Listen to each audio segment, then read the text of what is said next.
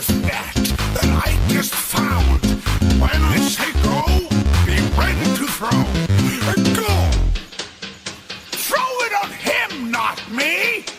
Oh, let's try something else. Now watch and learn. Here's the deal. You slip and slide on this banana peel. Ha ha ha!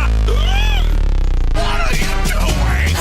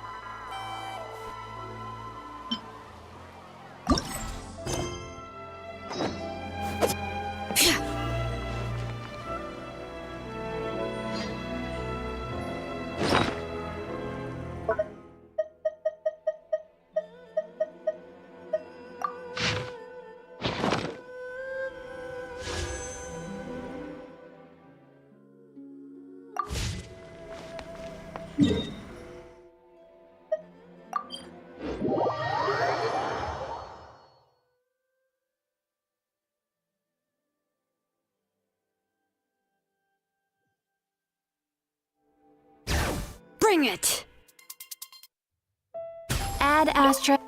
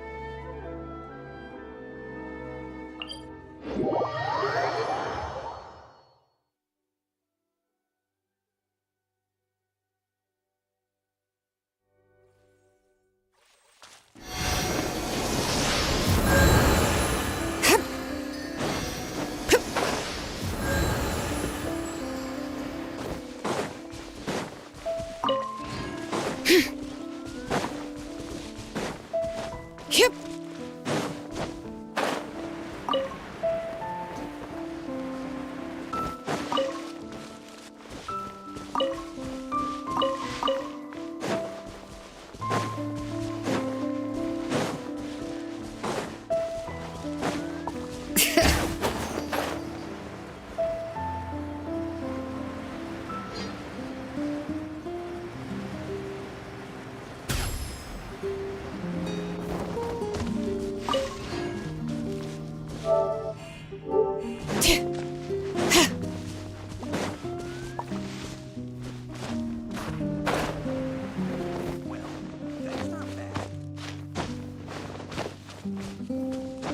Yes, I see. Hopefully we'll have a good harvest this year.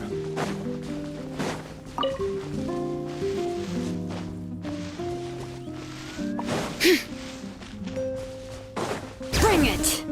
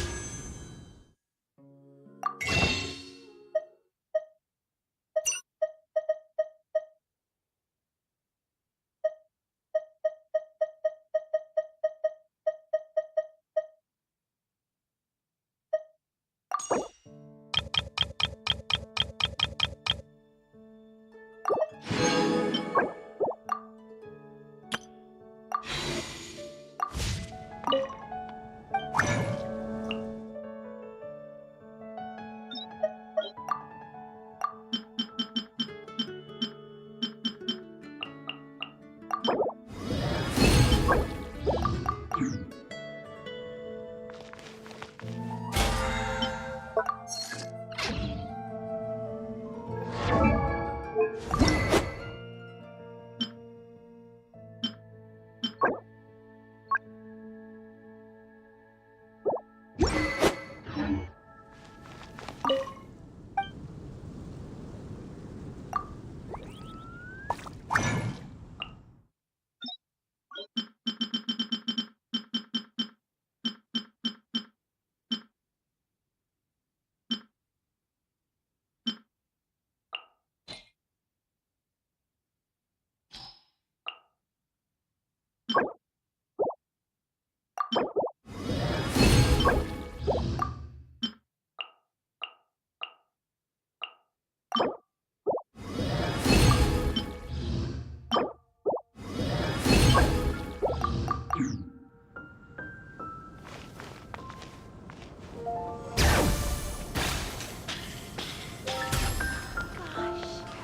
I can think of is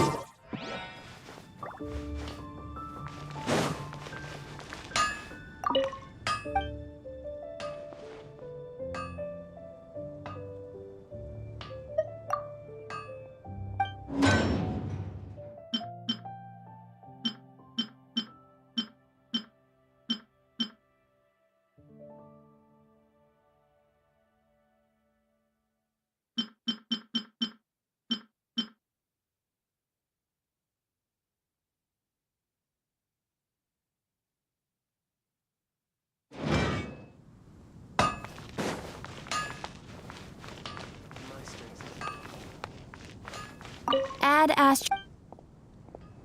Thank you for completing.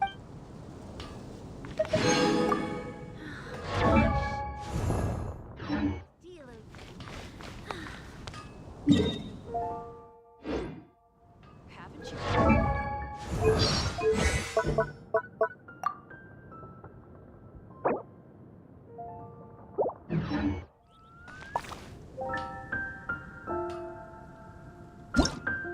Rebooting.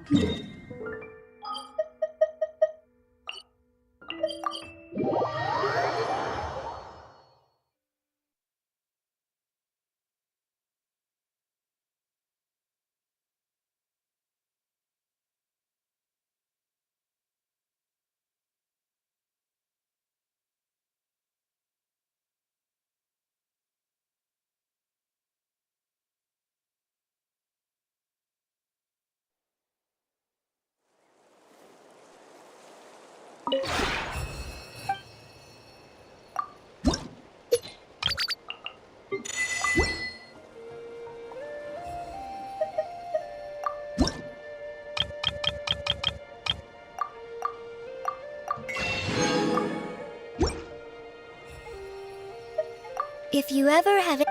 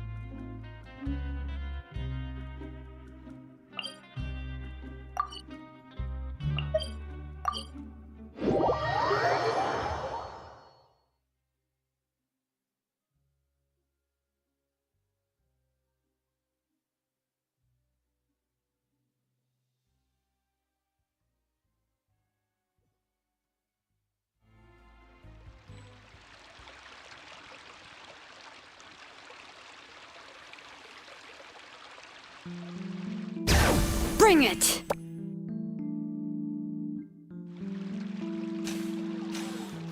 We cannot just rely on Oter's self-leading ability.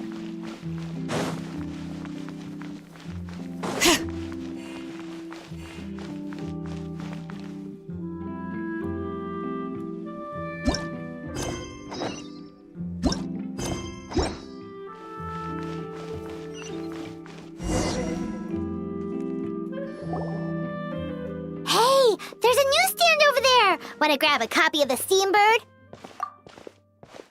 We know our Fontanian friends love a little drama. There's no way they let their readers down. Isn't that Charlotte? And standing next to her, surely that can't be Kaniche? How about... Lost treasure resurfaces at last. Behold the beauty of the Remurian teacup.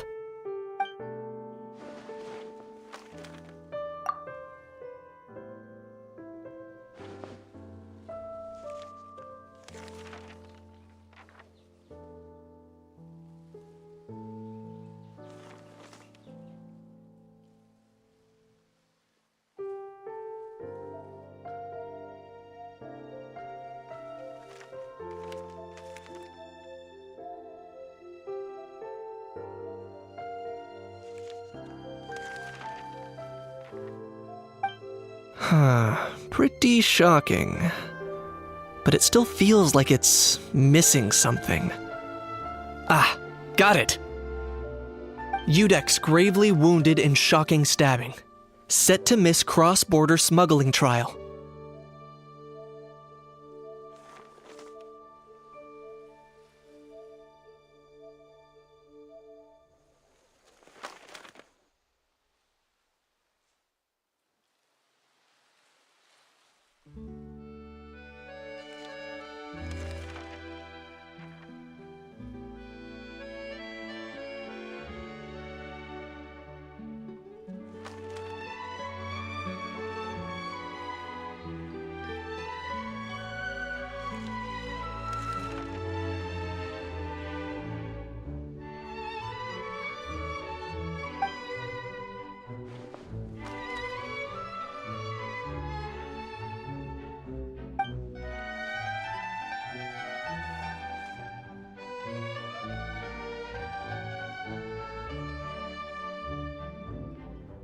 Huh?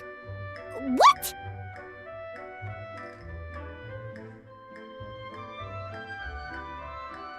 Did Paimon hear that right? Neuvillette was stabbed and gravely wounded?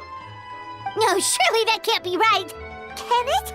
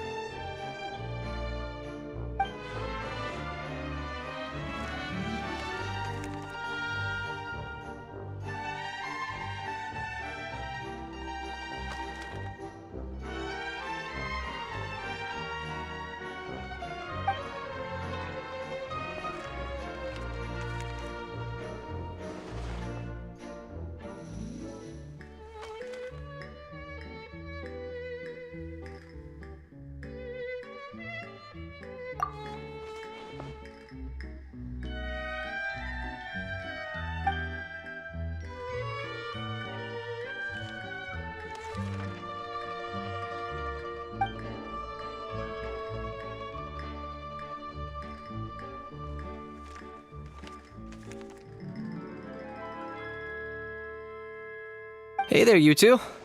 Fancy running into you here.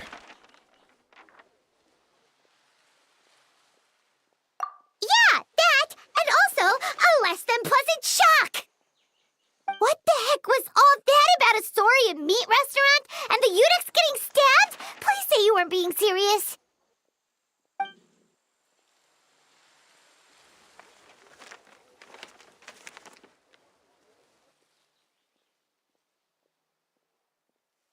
Trading tabloid headlines?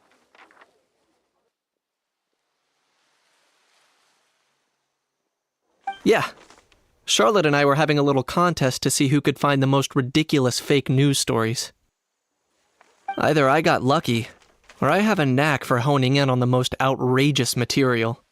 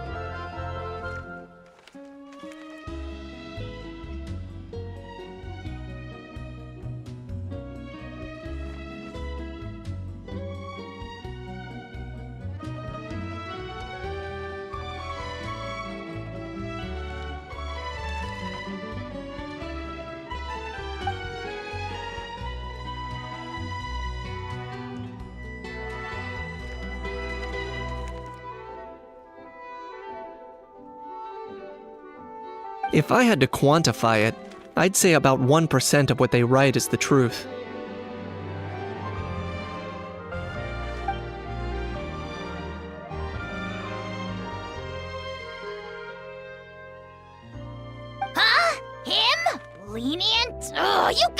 shit!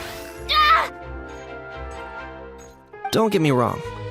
I'm not trying to give credit to these so-called news stories for occasionally including a grain of truth. All I'm saying is, even the wildest leaps of the human imagination are always rooted in reality.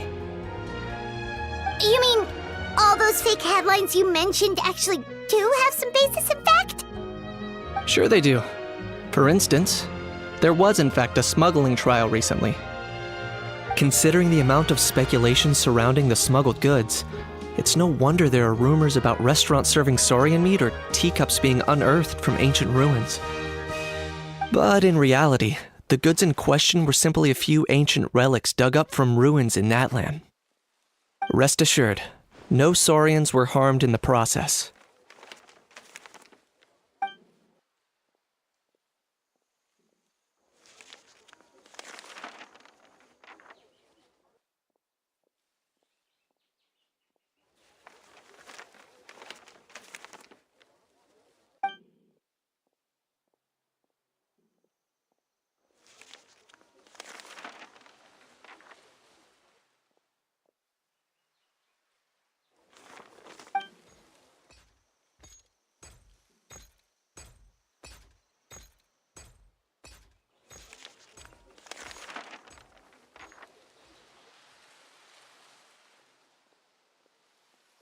Oh, okay! Paimon was so busy freaking out about those headlines that she totally forgot to ask why you're here in Fontaine, Kinich.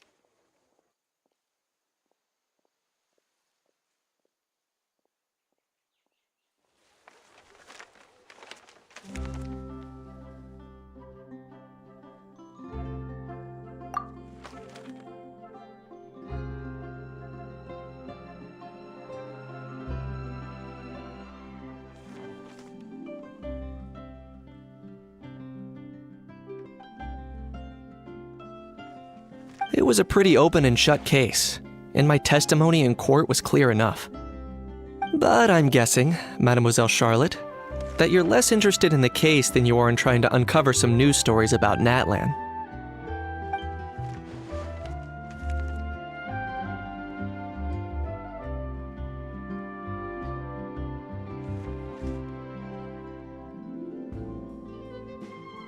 I appreciate your kind invitation, but like I said, storytelling isn't really my forte.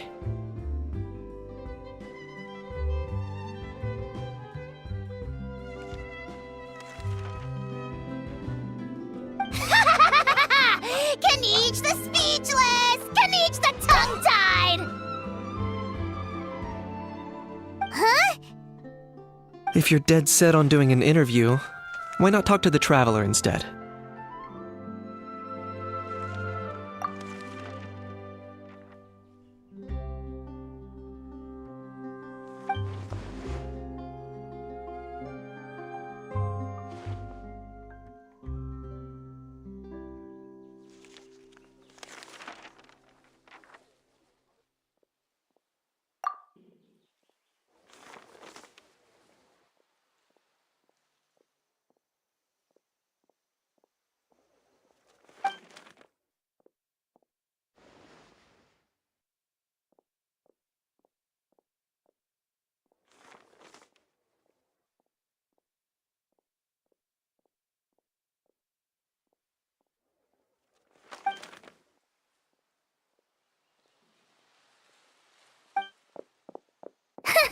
Charlotte never stops, does she?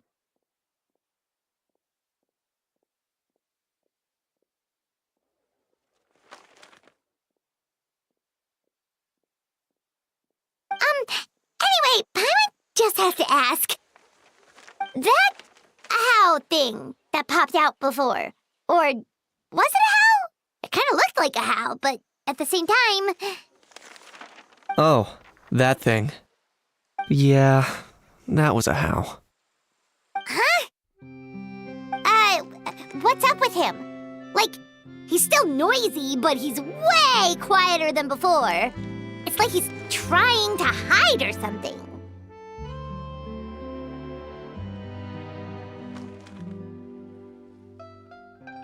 Could be.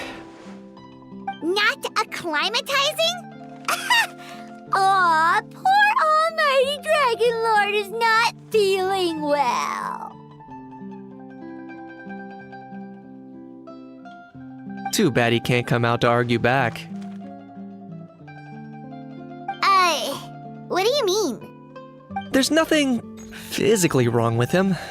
It actually has to do with a strange law we learned about after arriving in Fontaine.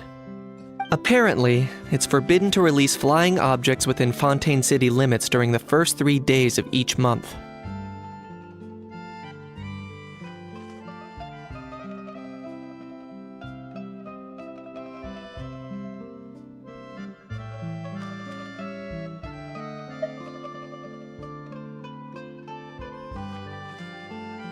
Paimon sure does!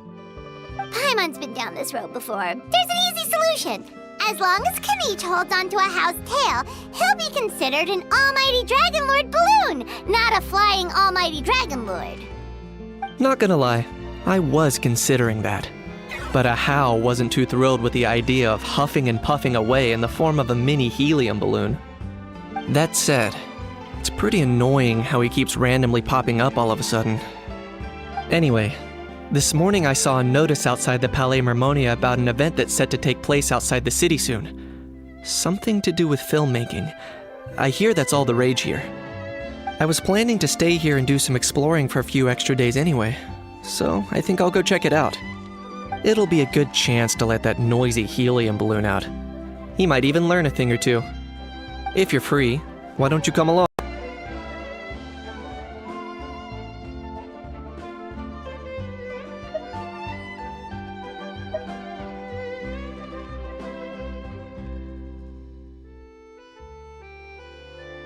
I know where it is, so let me lead the way.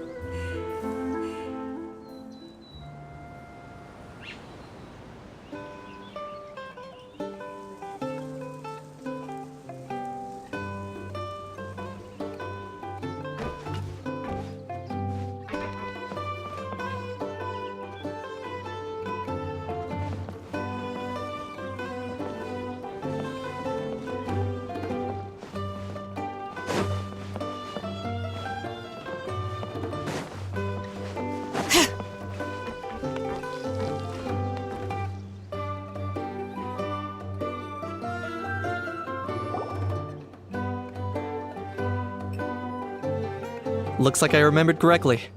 Here we are. Wow, this is awesome! Hard to believe it was just an empty beach before. Yeah, it was still completely deserted only a few days ago when I passed by on my way to testify at the Opera House. There must be some efficient workers in Fontaine. Quite impressive. A few days? One night was all it took. Rap-a-tap-tap, ta-da! But is this all it takes to blow people away? Oh, no. Given my past experience, I can't let myself get carried away.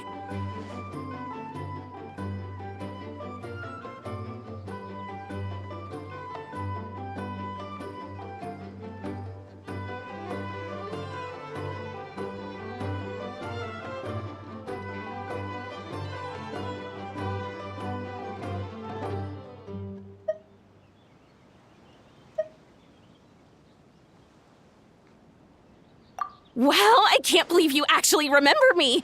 It's me, Lepine Pauline. That's right, the unlucky one.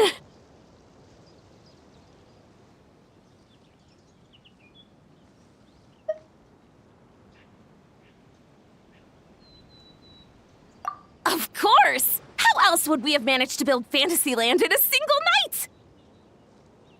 Fantasyland? At least that's how I like to think of it myself. A magical land of fantasy, the stuff of film buffs' dreams. I know it sounds like I'm laying it on thick, but that really is the goal here.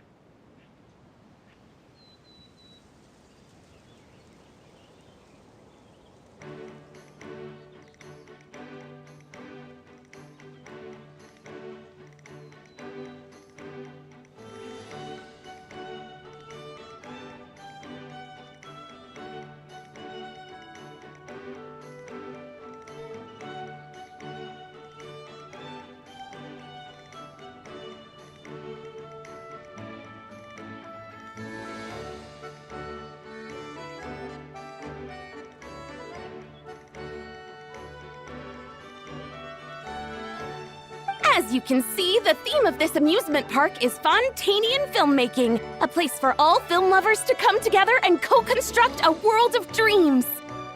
Co-construct? Well, that's a relief. Sounds like you're sharing the cost this time rather than pouring your entire life savings into a single project. Nope! I might be inviting others to help fund this, but that doesn't mean I haven't thrown all of my life savings into it too! Huh? You've got to be kidding. Ha! Look at you, puny little humans. Recklessly betting your entire future against some stupid vanity project. If you're expecting even an ounce of sympathy from the almighty Dragon Lord, dream on! Mockery is all you shall get, straight from the heart! Sorry, just ignore that little gizmoid. He likes to butt in occasionally. Do go on. Gizmoid? Who you calling Gizmoid? You're the Gizmoid! Wow! That's quite a nifty mecha you've got yourself there. Is it some sort of smart personal assistant? You ought to let Miss Charlotte see your cool gadget. Who knows? Maybe you could even look into mass production! Mass production? Ugh, insolent, vulgar, and disrespectful! I, the almighty Dragon Lord, am one of a kind! There has never been another like me, nor will there ever be! And another thing, smart is the understatement of the century! I shall have you know that I am Kahulahau, forebear of ancient wisdom! I lived for eons long before any of you were born! What? Heavens above! I beg your pardon, forebear of ancient wisdom. Please, I meant no offense. Idiot meets idiot.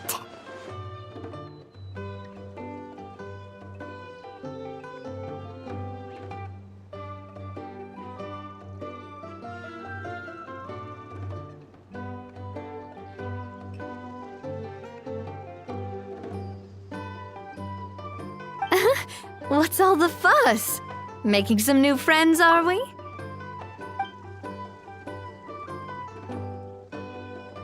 Miss Navia!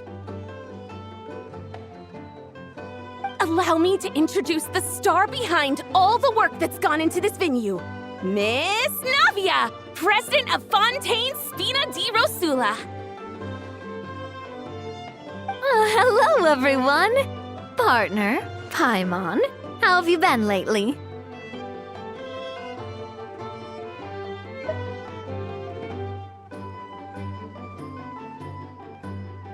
Hello there. I'm Kanich. What about me? What about me? My useless servant can't even give me a proper introduction. You think someone yelling their name out in the middle of a public street really needs an introduction? He's not wrong. I caught yours just now, in fact. So, you must be the almighty Dragon Lord, Mr. Ahau. It's a pleasure to meet you.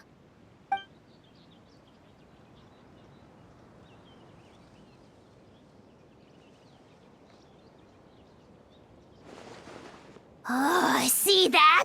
That's what I call proper manners!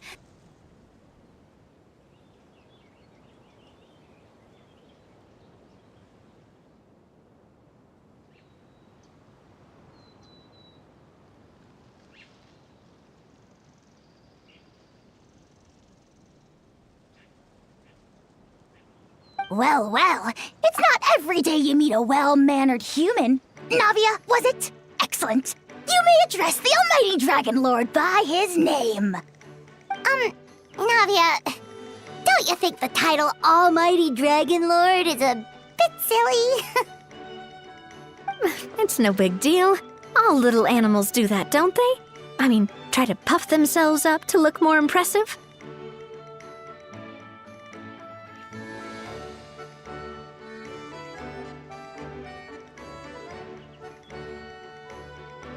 Anyway, it's all thanks to Miss Navia and the Spina di Rosula that Fantasyland's gotten up and running in the space of a single night. Honestly, thank heavens! After all that paperwork and endless waiting, the event and venue finally got the green light. I couldn't wait a moment longer. The second the approval came through, I reached out to President Navia, hoping she could lend a hand.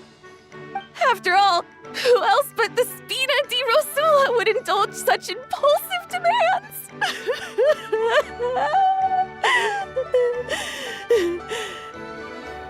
Sorry, traveler. Miss Lapine Pauline sometimes gets a bit overwhelmed by her own excitement, as you can see. I'm guessing she hasn't gone into much detail about the event yet, so let me fill you in. In short, the Cheval Moran Film Fantasyland is a fan convention that's open to film enthusiasts from all over Teyvat. Miss Lapine Pauline is hosting this event and also providing technical support. Huh? Cheval Moran? That's right! The one and only Surintendant Cheval Moran! After much persistence and many solicitations, I finally obtained Lady Farina's permission to use the image of her close friend. Not only is our adorable mascot drawing in fans by the minute, but she's also boosting her own popularity. And that was always the goal, a win-win arrangement. It's been a while since we last met, but still, it's a surprise to hear Lapine Pauline coming out with such sensible ideas. By the way, Miss Lapine Pauline, have you decided to switch careers and go into film tech? Not exactly. By chance, one of the prototype lenses I developed caught a photographer's eye, and it's now being used for the latest cinematic productions. Thanks to this unexpected opportunity, I've had the chance to invent various film-related equipment and props. That's right.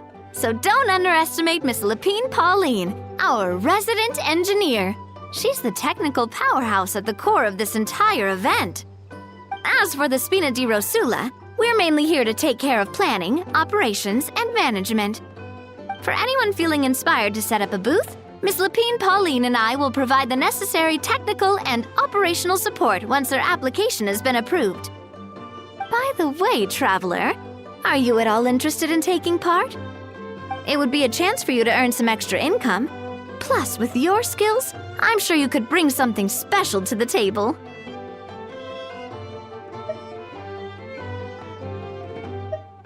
Paimon would be even more tempted if you were to, say, throw in one of those fancy feasts she's seen in those gourmet food reels.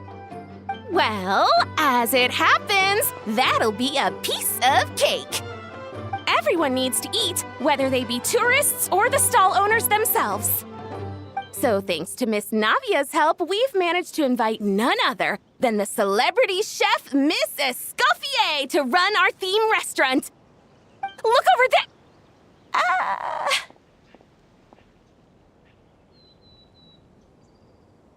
You! Yes, you! For the last time, the ingredients have to be in the right ratio! Get it right next time, or you might as well just lie down on the chopping board yourself. She seems a bit busy right now. Well, I'm sold.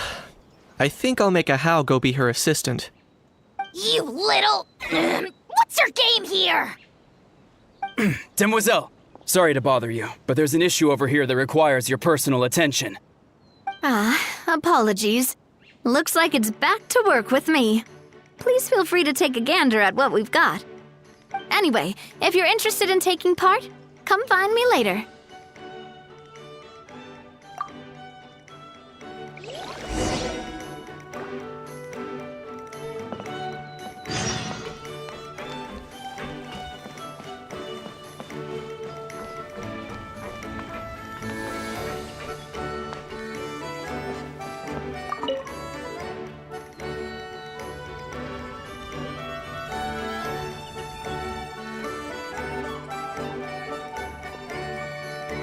Traveler, it's you! Ready to join the Cheval Moran Film Fantasyland crew?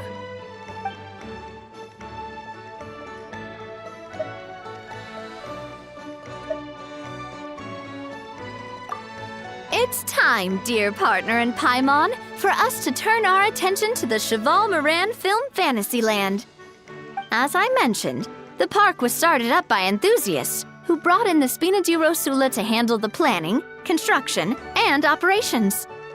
Of course, enthusiasts aren't typically all-around experts. They usually stick to designing the event booths. We, for our part, handle long-term operations and develop standardized strategy guides for the different activities. Long-term operations? Strategy? It all sounds so complicated.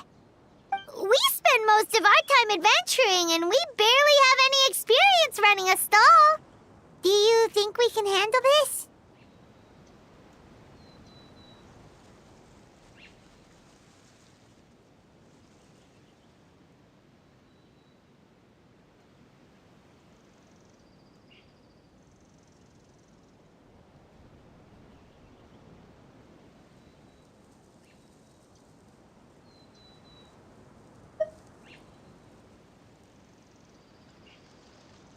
That's more like it. You've seen it all before, haven't you, partner? I'd even go as far as to say you've shaped some of Tevat's biggest business ventures. Anyway, first things first. Let's get an overview of how the whole festival's gonna be run.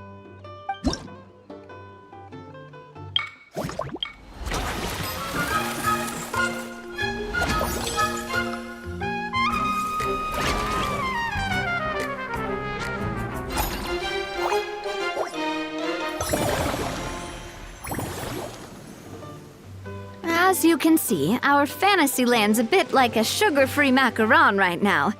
Several areas are still under construction. The Spina's only been able to hire a limited number of craftsmen. Besides, we don't have enough experience to handle multiple projects simultaneously. That's why I chose to adopt a time slot-based planning method, so we can focus on specific tasks during each designated period. Upgrading facilities, expanding the venue, hiring staff. All of this requires funds and time slots to accomplish. So, it's our job to allocate precious time slots in each business cycle to the most worthwhile tasks. As we attract more guests and earn money to add to our funds, we'll also be able to work more efficiently, which will allow us to divide each cycle into finer time slots, which will let us get more done. So we'll be limited in the decisions we can make and tasks we can focus on within each time period. Which means we have to use our limited actions and Mora to earn even more Mora. Kinda like playing chess or cards then. Cooking up a strategy in advance is gonna be key. Paimon thinks she just about gets it. How do you feel about it, Traveler?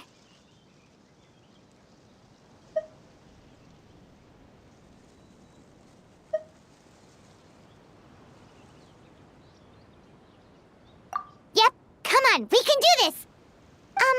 You mentioned standardized strategy guides just now. Does that mean there are non-standard ways to take part too? Of course. Film and entertainment mean different things to different people. and there's gonna be a wide range of exciting activities for people to try out. If we're not careful, some visitors might wander off and end up getting in trouble. And others might pick up dangerous props by mistake. To avoid confusion, we need to create a standardized strategy guide for each activity. Just think of it like a walkthrough.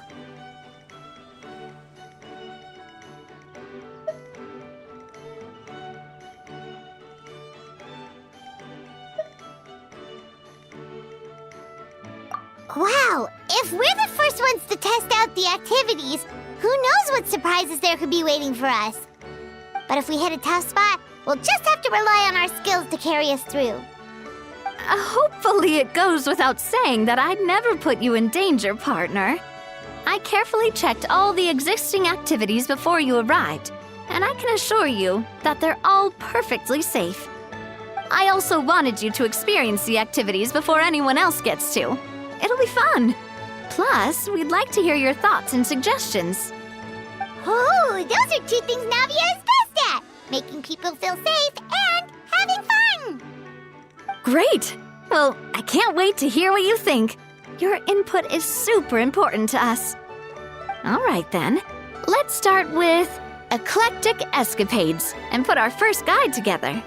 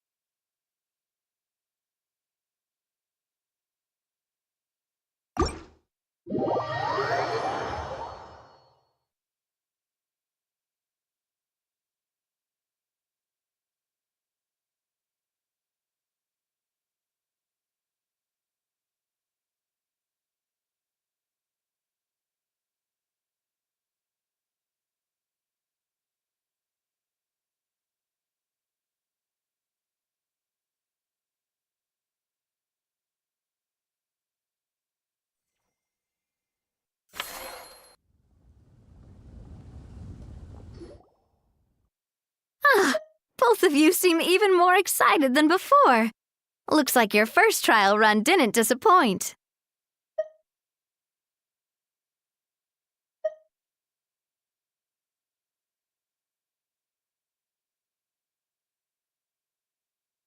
Paimon hasn't actually watched that many films, but after trying it out, she might just be hooked. We should check out the film that it's based on. Great job, Paimon. That's exactly what our enthusiast friends were hoping you'd say. They'd be beyond delighted to hear that visitors are curious about the films that inspired these attractions. Some have even been willing to contribute extra funds out of their own pockets. Where budgets have allowed, of course. Out of their own pockets? That's right. While the Spina di Rosula covers the cost of basic booth materials and rental fees, many fans have personally funded promotional materials and related merchandise. The cost of the booth itself isn't their main expense. Some of them have already started designing spin-off products inspired by film characters. Take our official mascot, Surintendant Chevalmoran, for instance. She won second place in the last most popular character poll for the comic film category, and was even dubbed the pinnacle of round bouncy cuteness. Many people have expressed interest in designing cushions based on her image, using the highest quality fabrics and hiring the most skilled artisans to mass produce them. These cushions will officially go on sale at the next convention alongside lots of similar products.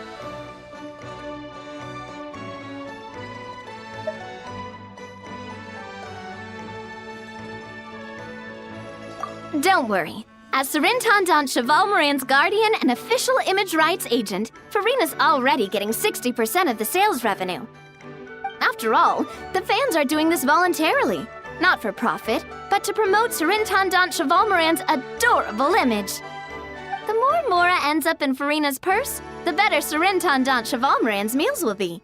And who wouldn't be happy to hear that? Oh, Paimon likes the sound of that. Everyone working hard for something they all love without worrying about profit.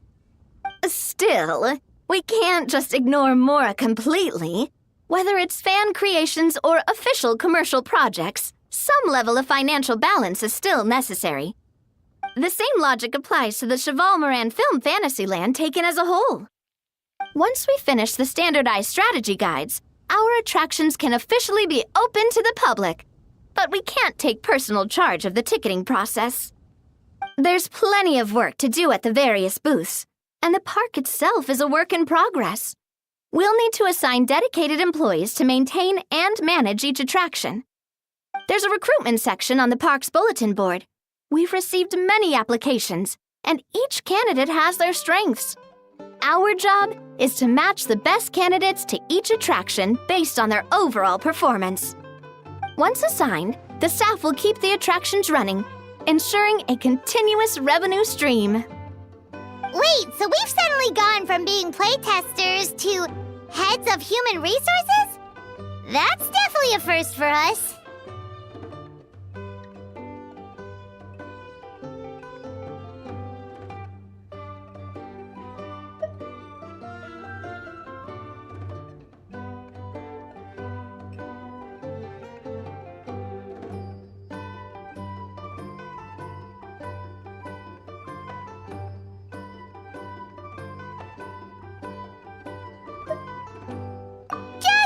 Hold everyone up to your own standards, okay?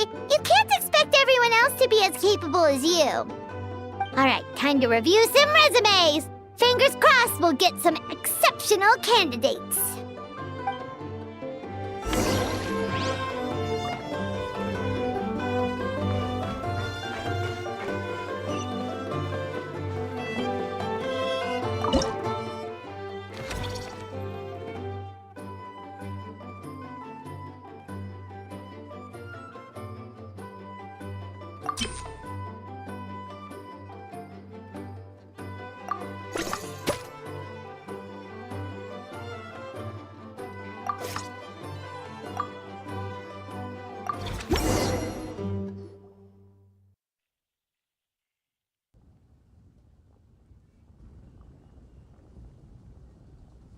Looks like this particular employee is really getting into their role.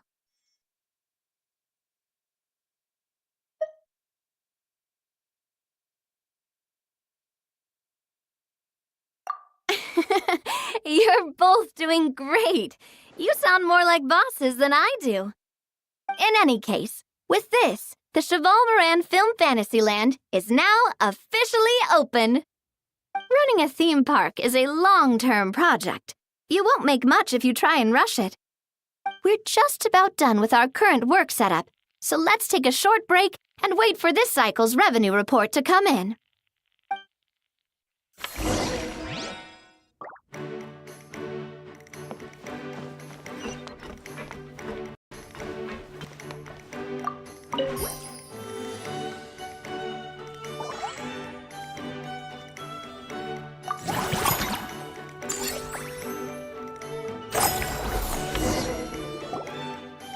Well, the numbers might not look that impressive, but given that we're just getting the ball rolling, I'd say that wasn't a bad start.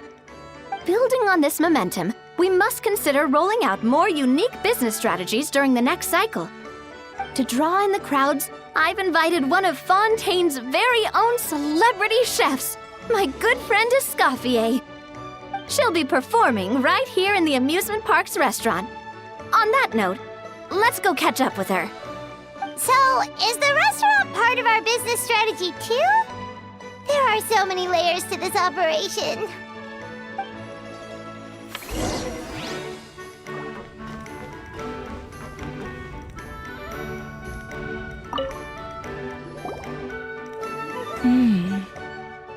The restaurant is up to standard, and the waterside location will make for a unique dining experience. The beautiful scenic reflections in the water create a stunning backdrop, lifting diners' spirits and allowing them to truly savor their meals. Ingredients, check. Cooking utensils, check. Looks like we're ready to rumble. Hey there, Escoffier! Oh, my employers are here. The president of the Spina di Rasula, plus the famous traveler and Paimon. I must say, you seem a bit overqualified to be running a film-themed amusement park. I'd say that if anyone here was overqualified, it would be the former head chef of the Hotel de Boer. Wherever you walk, the aroma of fine cuisine follows in your wake. Let's get back to business. I'm guessing you want the traveler to help me decide the theme dish for each cycle, right? This is the business strategy I mentioned earlier. Using Escoffier's top-tier dishes to attract more visitors to the park. But this isn't just about attracting visitors. Her culinary masterpieces will surely have other surprising effects. Just imagine, Paimon, if all you needed was a single ticket to enjoy all the attractions and taste all the legendary food. Wouldn't you be tempted? Then Paimon come every single day!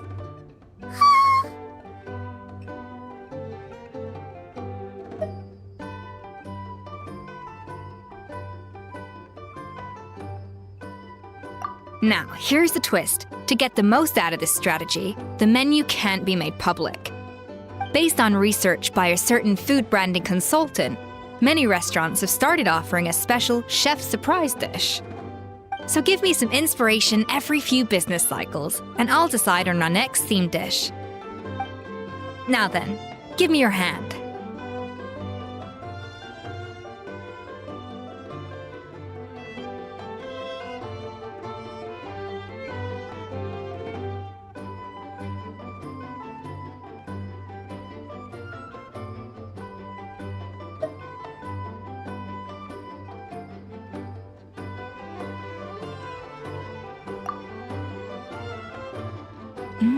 A warm and energetic feel.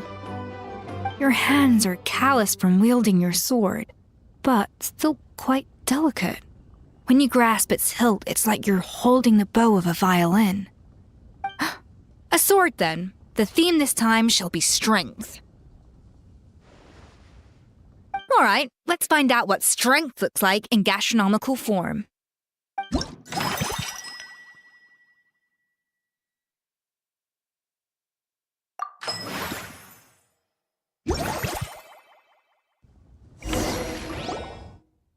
I've refined the sauce for these barbecue ribs. It's a richer flavor than the classic version, but not at all greasy.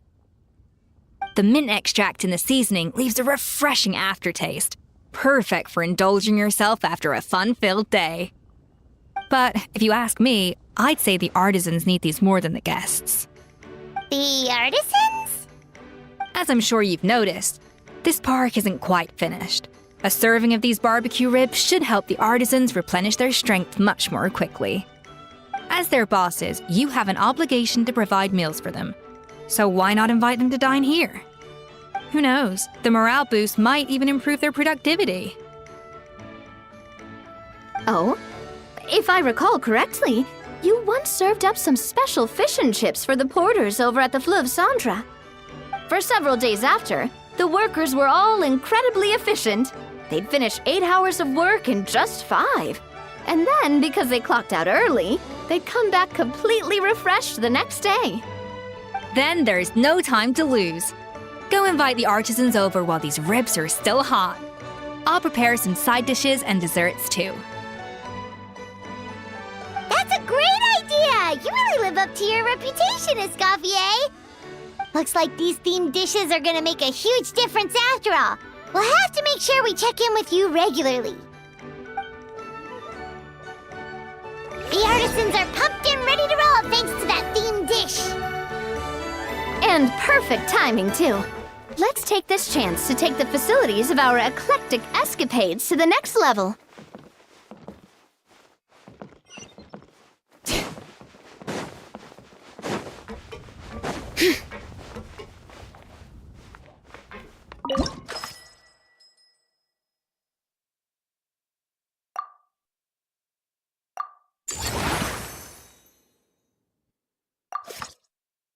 We should be able to attract more customers by upgrading the stall, don't you think? That's right. Based on my business experience with the Spina di Rosula, I've quantified the service value to help you intuitively understand how satisfied customers are with each stall. An attraction will reach its ideal revenue only when its service value meets customer expectations. As we improve and expand our facilities, expectations will also increase accordingly. When that happens, we can deploy more capable employees or invest funds in training to enhance our employees' skills.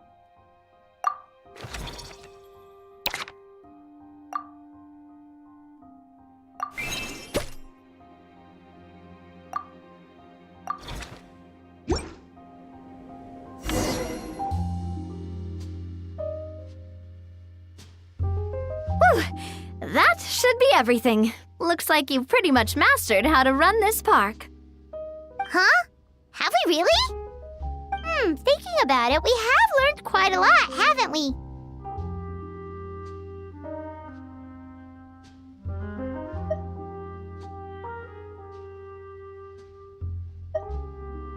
Oh, not at all. I wouldn't say I taught you much. Your intuition's been guiding the way mostly. I imagine long-term operations sounded like a scary prospect the first time I mentioned it, huh? But don't let that scare you. Just break things down into smaller steps and tackle them one at a time. Even if you're not a genius or naturally gifted, you'll get it done in the end. Whoa, seeing her own progress has really got Paimon fired up! Actually, she's gonna jot your words of encouragement right down. From here on out, we'll be running the Cheval Moran Film Fantasyland together. Let's make it a big success!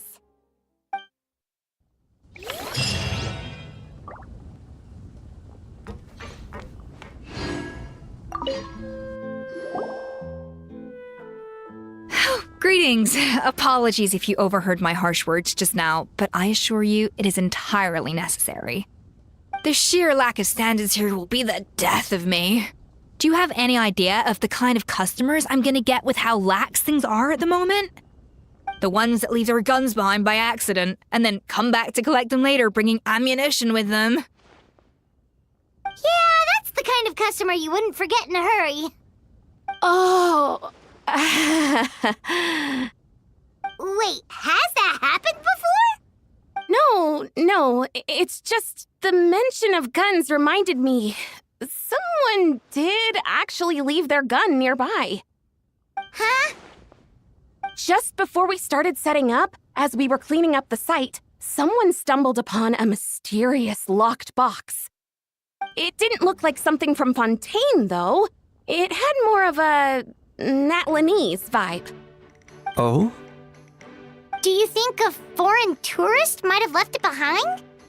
That's what I assumed at first. But the box was buried beneath a pile of wooden planks, rocks, and whatnot, so it seemed like someone deliberately hid it there.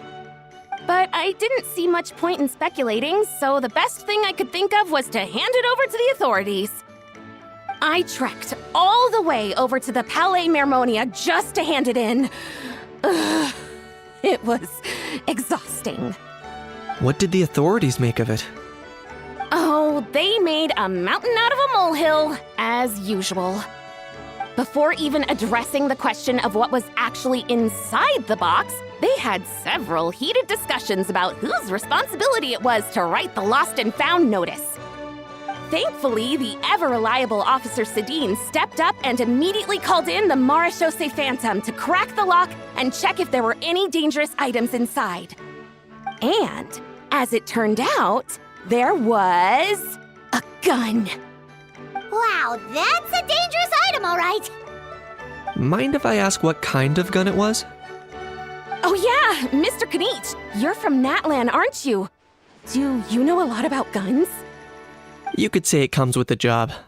I have an interest in weaponry and the like. Ugh, such a spoiled brat. What, are the toys I gave you not good enough for you anymore? Yep, got sick of those long ago. You little... How dare you turn your nose up at my gifts! Why, Time for a timeout, old-timer. Sorry, where were we? Oh yeah, do you recall what the gun looked like? It's a bit hard to describe. If you ask me, it didn't even really look like a gun. Give me a second. I'll knock out a quick sketch.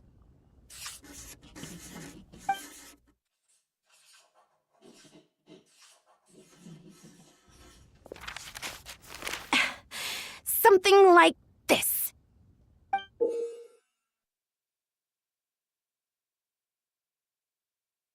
Whoa, it's so neat and precise.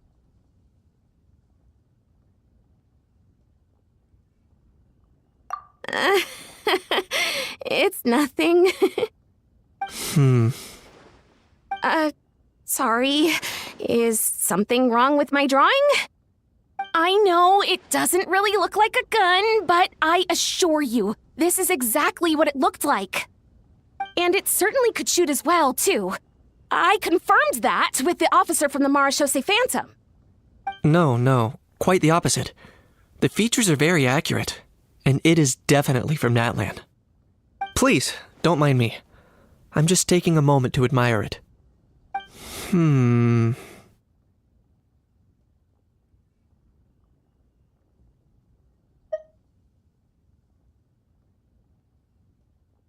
I should be the one thanking you. Thank you, and everyone else for your support. Don't mention it. Besides, we haven't really done anything. Not at all. The buzz and excitement you guys bring is exactly what this event needs. Oh dear, I'm starting to feel a bit guilty watching everyone else toil away. Guess it's about time I got back to work too. But just before I go, one last thing. Traveler, it's wonderful to see you. Here's to a successful collaboration.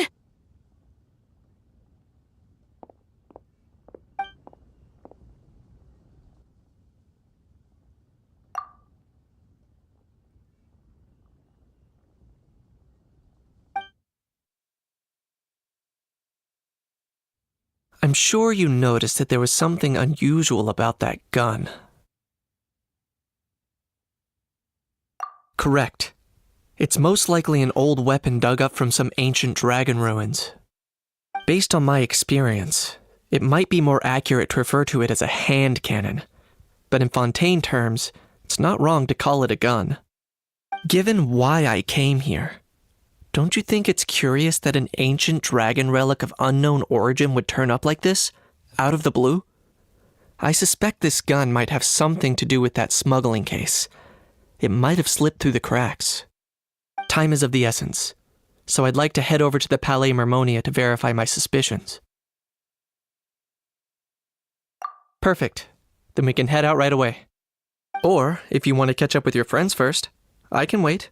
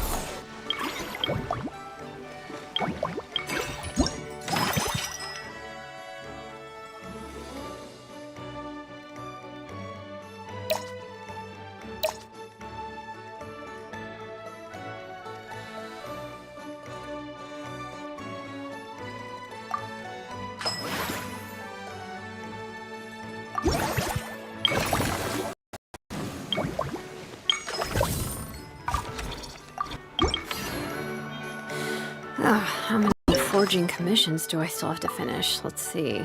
1, 2...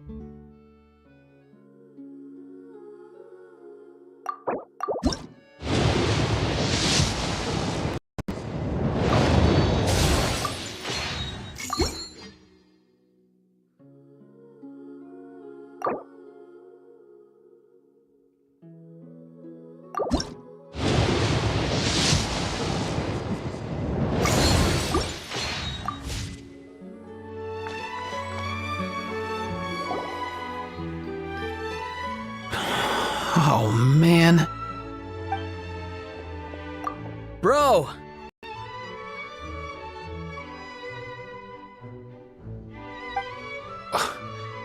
Are you mimicking me?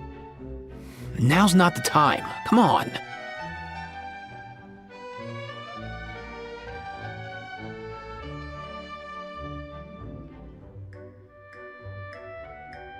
No, I mean, one of our buddies is here, for real. Quite a few of them, actually. Aurora and Aoife, what brings you to Fontaine? Huh? How come you're... Ah, I'm guessing Kanich is here because of that international smuggling case, right? I've heard quite a bit about that. Word sure gets around quickly, huh? First time abroad and you're already making headlines. Oh, stop it. It's not like I was the center of attention. Wasn't expecting to see the Traveler and Paimon here too, though. Come on, Aoife. Huh? A traveler, by definition, is someone who travels around. Fair point. Anyway, back on topic. Wait a second. I lost my train of thought. What were we talking about again? Why, you're all here, of course. For vegetables. Cuckoo. Huh?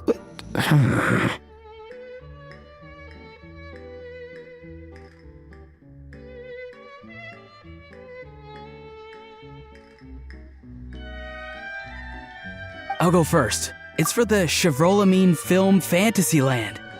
Wait, is that right? It's Cheval Moran. Ah, right. I keep stumbling over that one. Guess I owe Cheval Moran an apology, even if she's not here. Anyway, long story short, the festival restaurant urgently needed fresh vegetables from Natlan, which is why Aoife and I are here. So, you guys are vegetable couriers? He is. I'm just here as a responsible adult. It's his first time traveling so far away from home, and all the elders in his tribe were worried. So they had me come along. Even though it's your first time too. Right, but they still picked me to accompany you. You gotta wonder why that might be. Don't you get it? They all just saw how overworked you were, so they used it as an excuse to send you off on a vacation. Wait, what? So I'm getting the grandson treatment now too? See, doesn't matter how much older you are than this dude. Hang out with him long enough, and you'll eventually find yourself being treated like a kid. Meaning everyone looks after you. What's so bad about that? In theory, nothing at all. In that case, guess I better start over. Hi guys, my name's Aoife, and I just turned 5.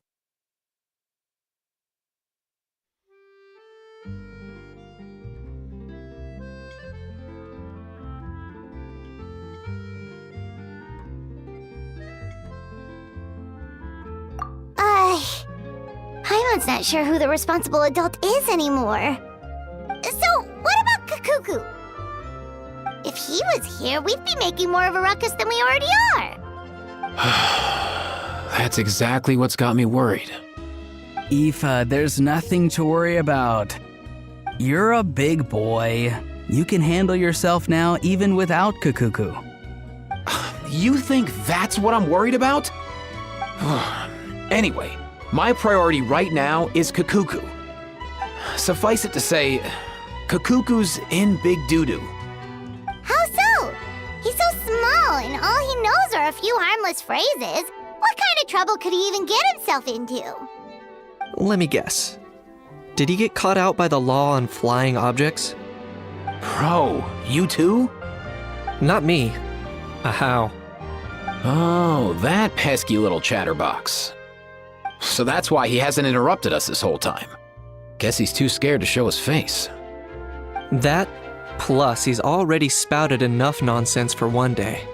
So I've put him on mute until tomorrow. Nice one. If I was even half as decisive as you are, I would have kept a closer hold on Kakuku so he didn't get a chance to go flying off. Oh no, bro.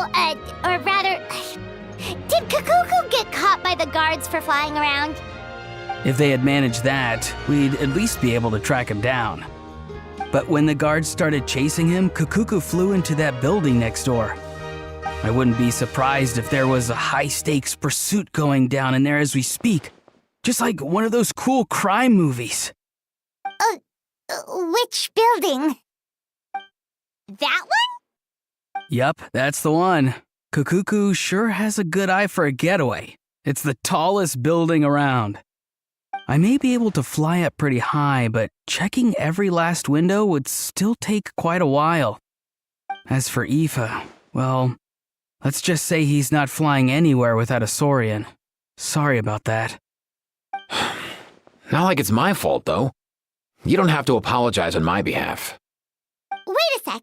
What's this got to do with how high you can fly? Kakuku's got himself into a real mess here, like a panicked animal running straight into a trap. It's pretty worrying. I'm starting to picture him flapping through a barrage of gunfire while important documents are flying about left, right, and center. Heck yeah! If anyone can pull it off, it's Kakuku.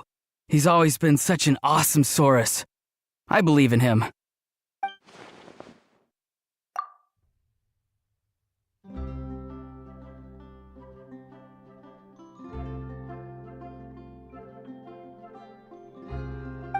For real now? Do you even hear yourself, bro? Of course I'm for real. I'd never make light of something like that. All right. Everyone's an awesome Saurus. Well, the human version. But our priority right now should be to go in there and check up on Kakuku.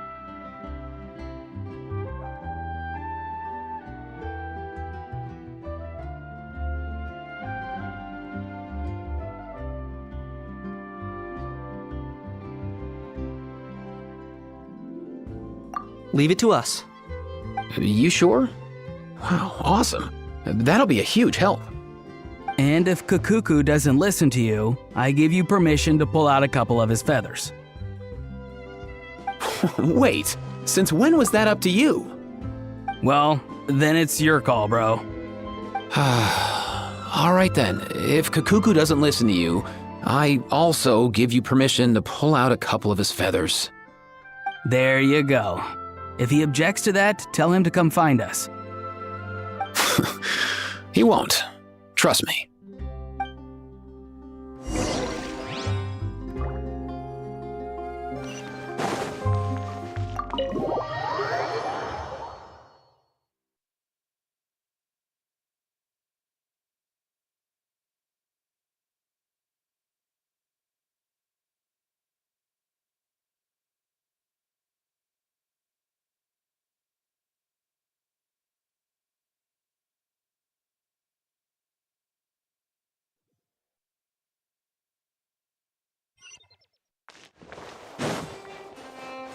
Nothing new there.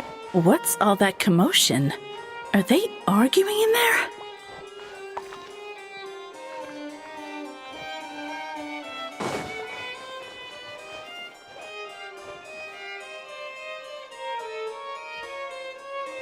You have to think before you act.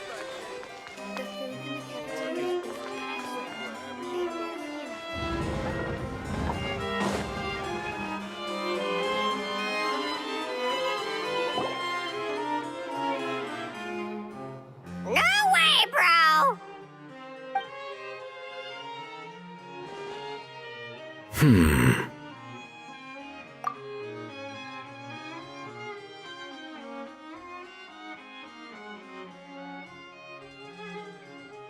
Did he say he came from Natlan? No. Get out of here!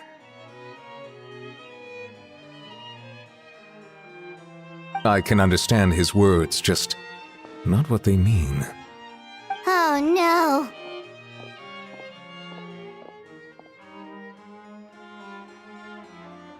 Bro! He keeps repeating the same things over and over again. Oh, you know one another.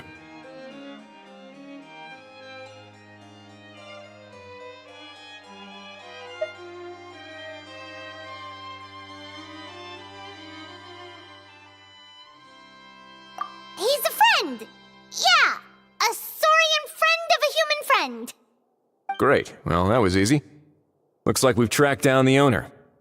Guess that's one less lost and found notice for you to write, Monsieur Neuvillette. For real? Traveler, was there something important you wanted to discuss with the Udex?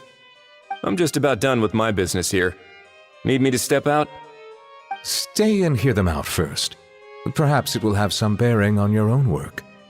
If I'm not mistaken, you are the same Mr. Kanich who served as a witness in the smuggling trial? I take it there's been a further development in the case. That's right. Very perceptive, Mr. Udex. So you've met Neuvillette before? But wasn't the trial overseen by another judge? I've seen his photo in the papers. But as for this other gentleman...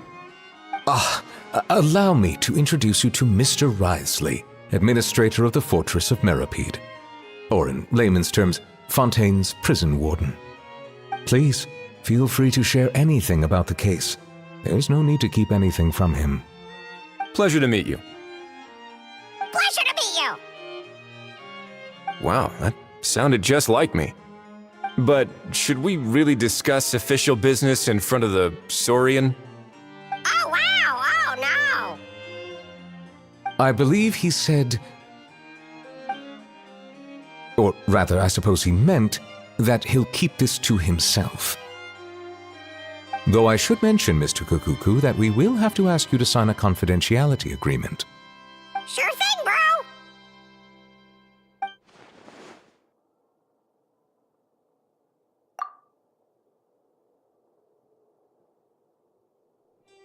Let us return to the matter at hand. Mr. Kanich, was there something else you wanted to discuss relating to the case? Yes. Let me fill you in.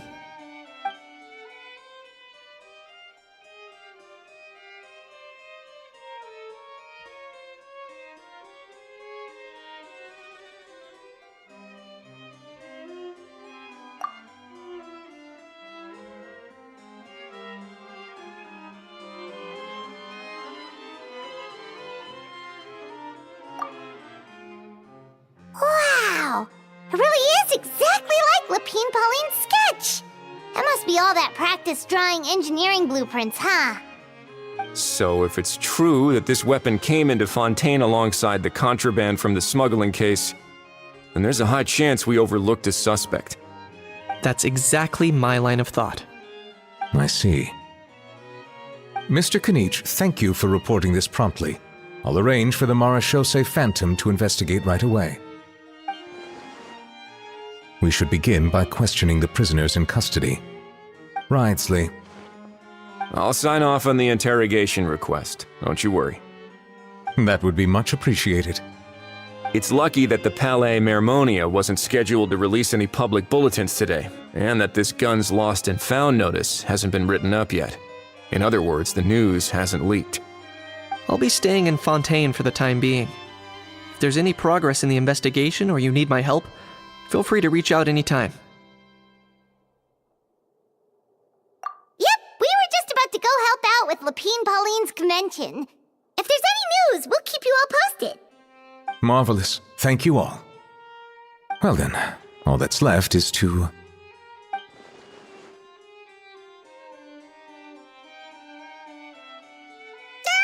You miss me, bro? He really does come out with the most unexpected things. Who did he learn it all from?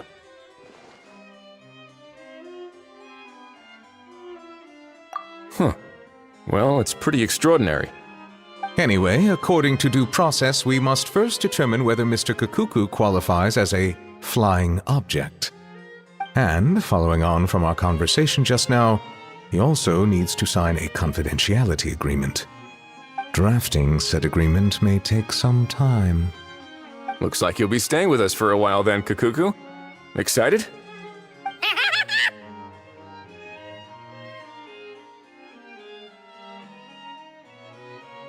That would save us a lot of trouble. Many thanks. All right then, we'd better get going. No need to see us off.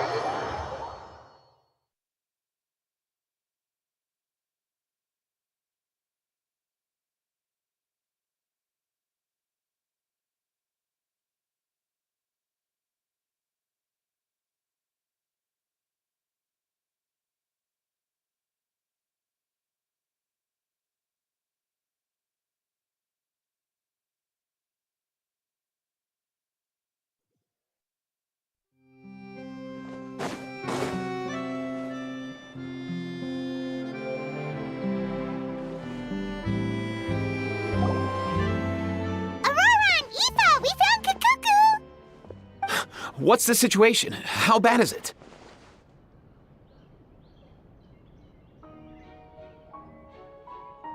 Oh no. When I saw that Kakuku wasn't with you, I'd already prepared myself for the worst. Relax, Eva. Maybe Kakuku just prefers high-rise living now. Sometimes you just have to let the kids grow up and make their own choices in life. For real now? Do you even hear yourself, bro? It's not that bad. Kakuku's fine. Still very much alive and kicking for starters. He hasn't been arrested either, so no jail time.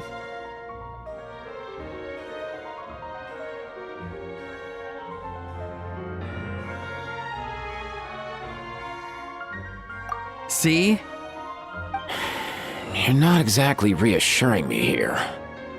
As for the bad news, well, it's really not that bad. Kakuku accidentally overheard some top secret stuff, so he has to stay at the Palais Mermonia for a while to sign a confidentiality agreement. But there's no need to worry. The person in charge of looking after Kakuku is super nice, so he'll be absolutely fine.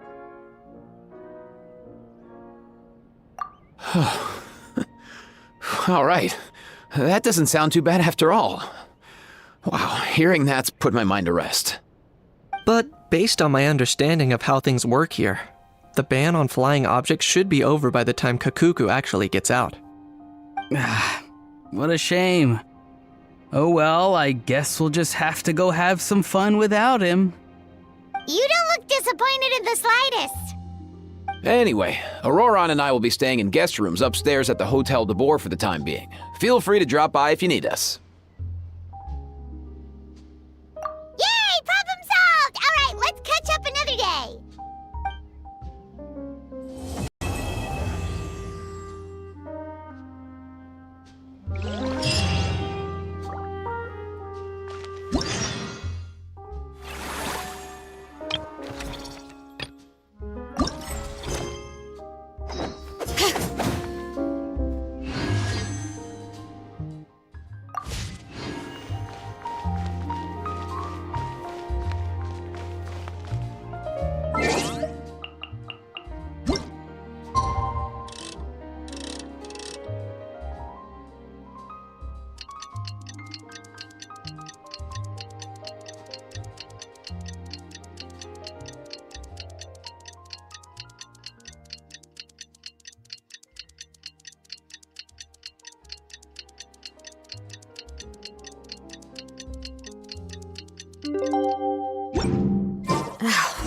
It's been a few days. Ban on flying objects should be over by now. Let's head over to the Palais Mermonia to see how Kakuku's doing.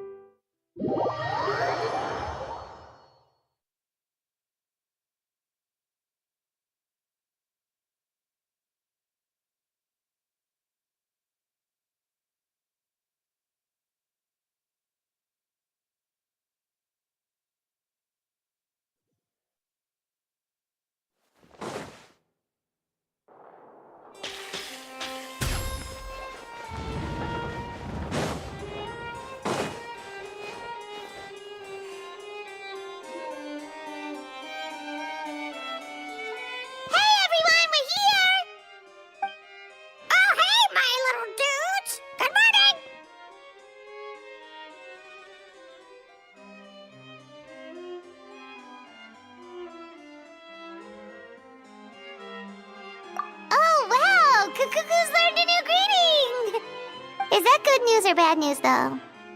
Sorry, I did everything within my power. But so far, I've only managed to teach him how to say good morning. Wait, so that's all you've been up to this whole time? Get out of here! Huh? Okay, so good mornings aside, please tell Paimon there's been some other progress too. Of course. That's why I'm here. Kukuku's not the only one that Mr. Risley's been getting to talk. I'm referring, of course, to the convicts. It was nothing. These guys weren't exactly tough nuts to crack. So, what's the deal? After racking their brains, they remembered speaking to an inconspicuous middle-aged man just as they were preparing to pack up and leave Natlan. He was dressed in the manner of the Children of Echoes and carrying a box. Plus, the description matches the one the gun was found in. All in all, he didn't look any different from your average Natlanese traveler. Perhaps seeing that they were dressed as merchants, this man stopped for a chat, inquiring where their goods were headed, and even asking if they could share a boat. The smugglers were very cautious, though. They didn't tell him any specifics. But all this happened before I crossed paths with them. I happened to notice them as they were preparing to set sail. I thought they looked shady, so I snuck aboard, and ended up being carried along all the way to Fontaine.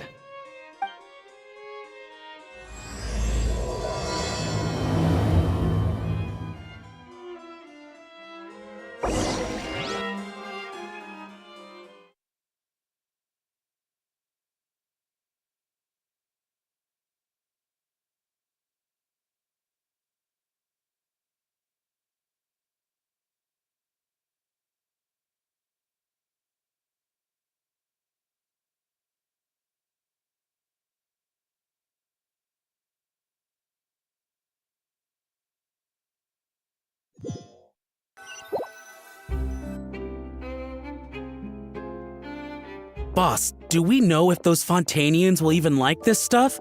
What if we can't shift it? And that's why we call you a rookie. It's all supply and demand, kid. Supply and demand. Natlan's foreign trade is just starting to lift off. There'll be a market for it, you'll see. That's right. So stop giving the boss trouble, rookie. Just do your job and keep an eye on the goods. Are they merchants? Have they come to Fontaine to do business? Scarred face. Calloused hands. On closer inspection, the fabric looks worn at the knees and elbows, and his fingernails are dirty. Not exactly your typical merchant. Could he have previously been a warrior? Or even an adventurer? Something feels off. I'd better sneak up and get a closer look.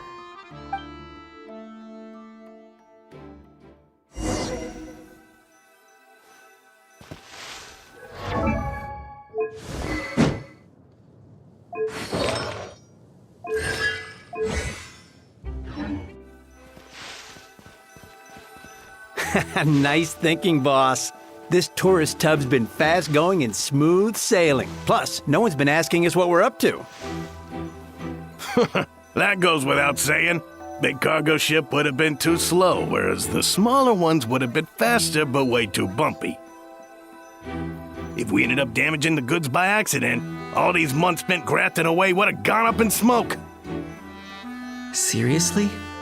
But there's hardly anything here. Would it really have taken them months to prepare? And why would they need to transport it with such care? Could they be secretly smuggling precious items out of Natlan? I'll need to find a way to get to the bottom of this.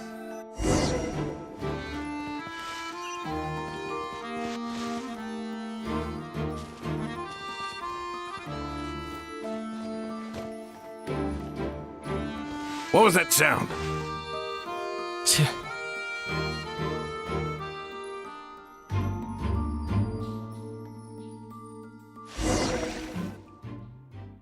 Boss, do we know if those Fontanians will even like this stuff? What if we can't shift it? And that's why we call you a rookie. That's right. Are they merchants? Have they come to Scarred face. On closer inspection, could he have previously... Something feels off.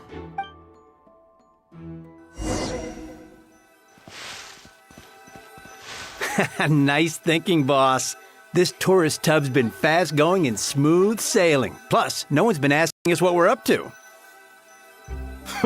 That goes without saying. Big cargo ship would have been too slow, whereas the smaller ones would have been faster but way too bumpy.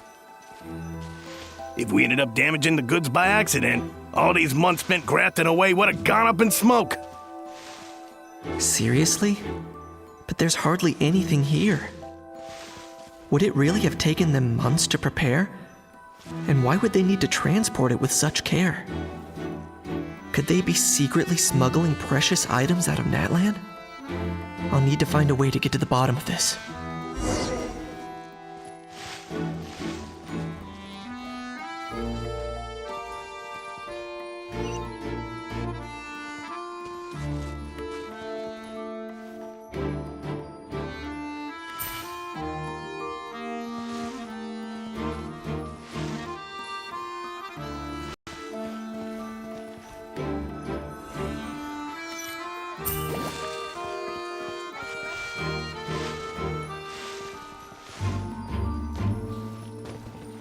Let's go hear what these criminals have to say for themselves. Sure enough, there are relics inside the box. It's illegal to smuggle such items outside Natlan.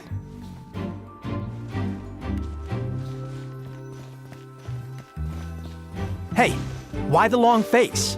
You're abroad on business and you get to do some sightseeing while you're at it. Sounds like a pretty sweet deal to me. You better cheer up if you know what's good for you. I guess you're right. I was just worried I might have messed up with the packing or that something's gonna go wrong along the way. Oh, pull yourself together. Tons of foreign tourists come traveling to Fontaine. I bet their luggage is full of all kinds of weird stuff. If someone insists on checking it all, just show them the purchase order we had drawn up. Those Fontainians can't get enough of their legalese, so I've heard. They can look all they want. Aha. So their aim is to smuggle in contraband after all. Looks like I've gathered enough intel about the smugglers and their contraband. Time to inform port security.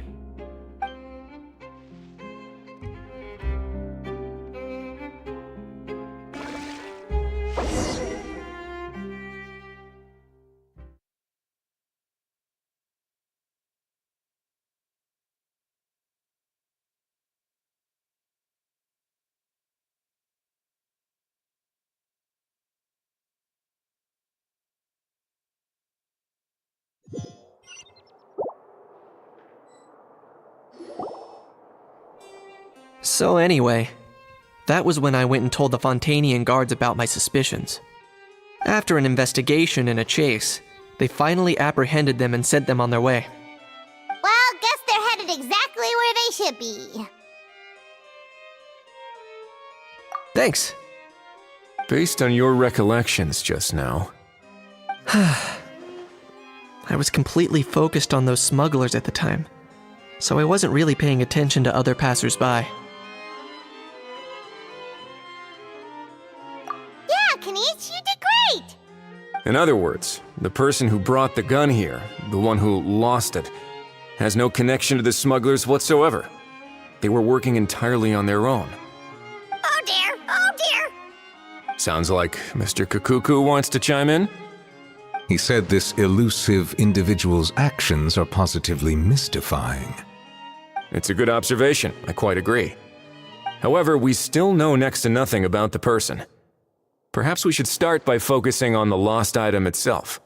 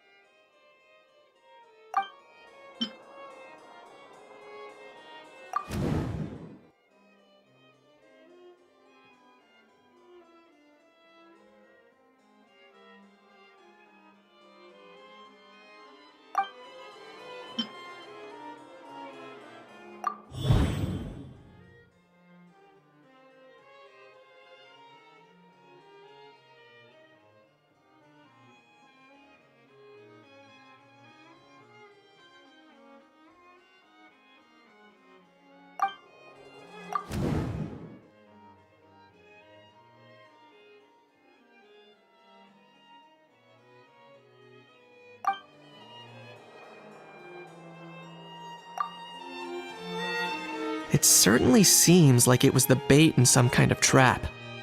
The only question is, why wasn't the bait made more conspicuous? Has something sprung to mind?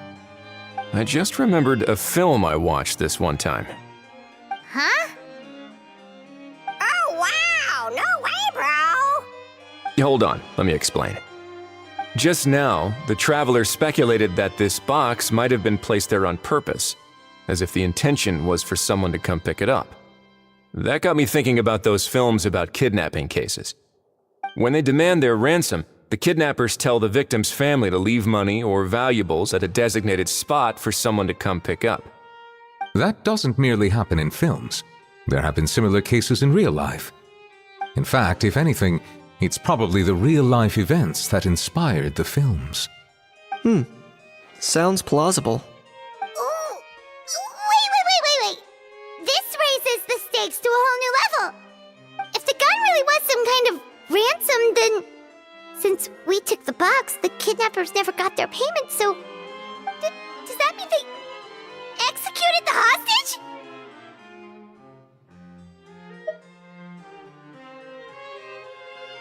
I agree. I don't believe we have a kidnapping on our hands. Selling off stolen goods is extra work that most kidnappers would want to avoid. Unless they're after something very specific, they tend to just ask for cash. Could we be dealing with a kidnapper who's dead set on getting their hands on an ancient dragon handgun? It's not impossible, but the likelihood is very slim. We can discount that possibility for now. And speaking of selling stolen goods, don't you think this looks more like a transaction?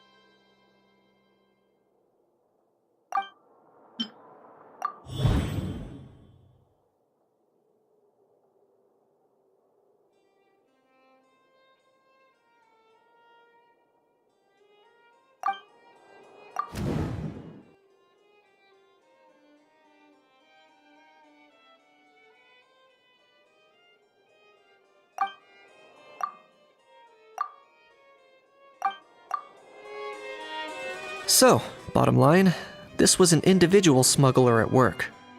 Exactly. And it was the location itself that caused the deal to fall through. The last thing they would have expected was for a quiet beach to turn into a bustling film convention overnight. Not only is the area now packed with tourists, but the Spina di Rosula have a presence there. I'll bet that both parties were completely caught off guard. That sounds like a plausible theory, but how do we verify it? Looks like your people better start rolling up their sleeves. How so? Easy. Just follow the usual procedure by putting up a lost and found notice. The more routine we make it seem, the more likely the suspect will come forward to claim it. Even if they send a proxy, we're liable to get our hands on new leads. And timing-wise, it's about time we updated the bulletin board anyway. All we need now is a lucky gestionnaire to write up the notice for us post-haste. Ah, so that's what you meant by rolling up their sleeves. In that case, I may as well write it myself. Delegating this to someone else would require an additional explanation. Or are you just not used to asking others to work overtime? Is that really a major concern here? Well, looks like I won't be needed around here. At least until the notice has been posted. You could always wait here if you like. The Palais Mermonia serves a particularly fine cup of tea if that swings it for you. Thanks, but no thanks. I left a very noisy creature with a friend before heading out, so I should probably get back to feed it. Ah, I wasn't aware that you had a pet, Mr. Kanich. Speaking of pets... Get out of here! Out of here! Yep, that's the plan. Out of here indeed. I believe that what Wriothesley is trying to say is, you are free to leave, Mr. Kukuku. Furthermore, it has been determined that Mr. Kukuku should not, in fact, be classified as a flying object. As such, he shall be free to move around Fontaine whenever he so pleases. You're the best, bro. Oh, that really is good news. Travelers, should we bring Kukuku back to Aoife and Auroron? I shall leave him in your capable hands. Indeed.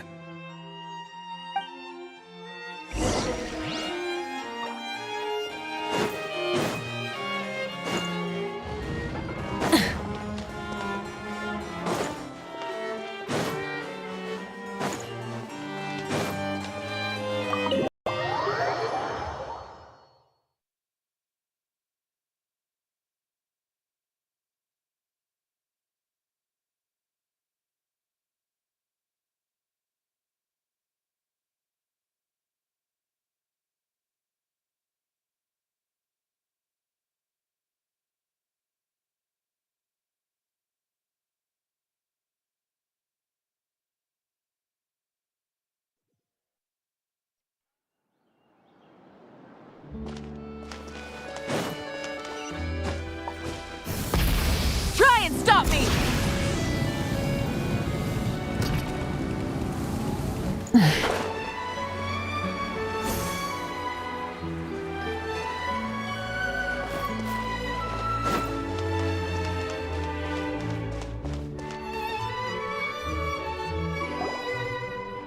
How? What? What now? Let's shake hands. Fine by me. Get ready for a knuckle sandwich! Ugh!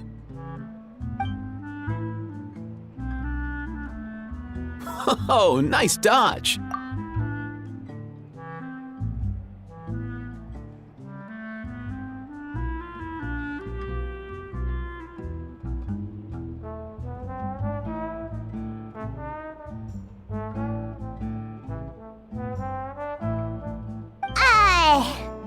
Paimon feels strangely inclined to keep a safe distance. Did you miss me, bro?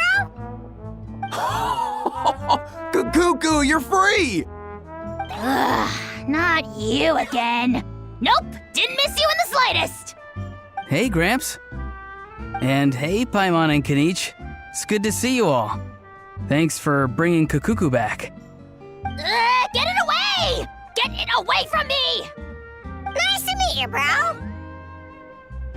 Who are you calling bro? Say that again to my face! I dare you.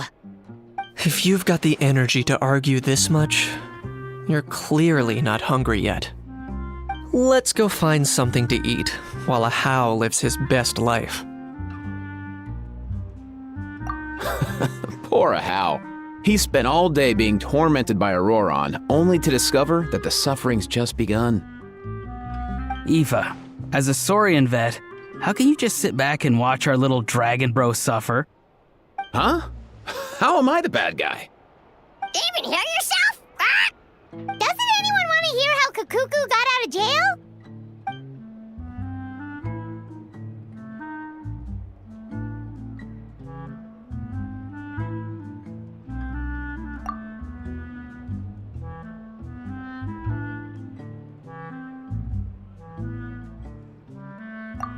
Don't lose hope, How. By the same standard, you have freedom of movement now, too. You're still in the game? Same standard? I will not be held to the same standard as that thing! That's right. You won't. As far as I understand, the Palais Mermonia will want to assess your case on its own merits before they grant you freedom of movement.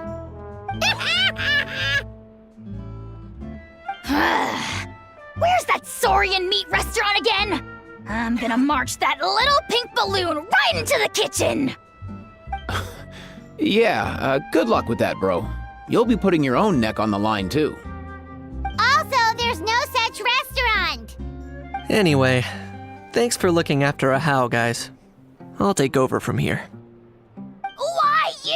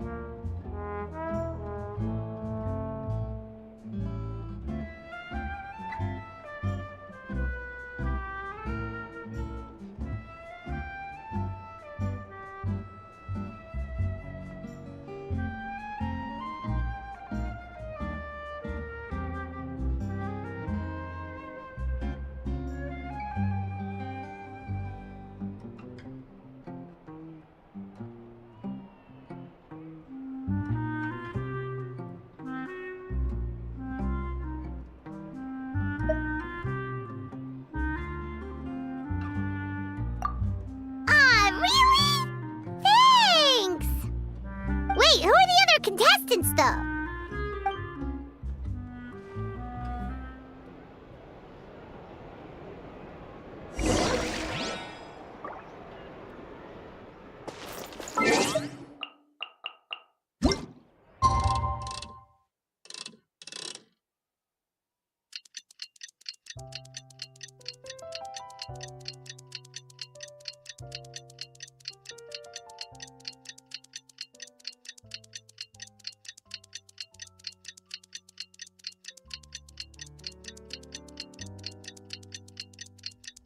The lost and found notice is up! Maybe we should go hang around the Palais Mermonia to see if anyone shows up to claim it.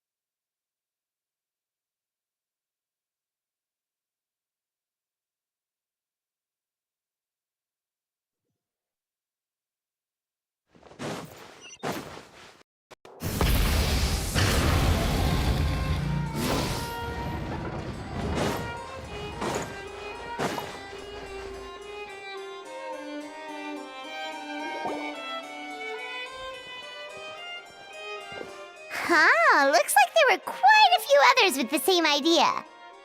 Ah, hello, you two. Have there been any developments? Okay, guess not. Well, the notice was only just posted. Guess it's pretty unlikely that someone would show up right at... Special Patrol, open up! Ah! Who's there? What's going on? The Special Patrol? I don't think that's who this is.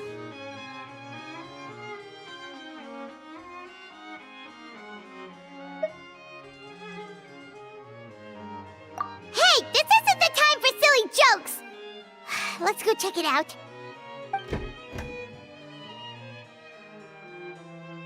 Good day, all. Gramps, grannies, aunts, and uncles. What in the Tibet are you doing here, Auroran?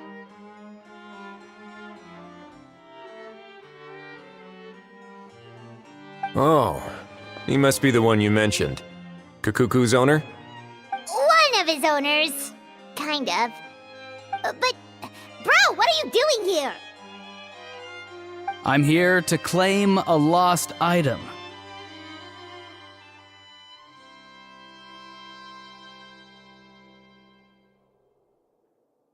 Is this the person you saw on the boat, Mr. Kinich? Somehow I highly doubt that. For starters, he just addressed us as Gramps and Grannies. And unless this is the youngest looking middle-aged man in the world, I don't think he's our guy.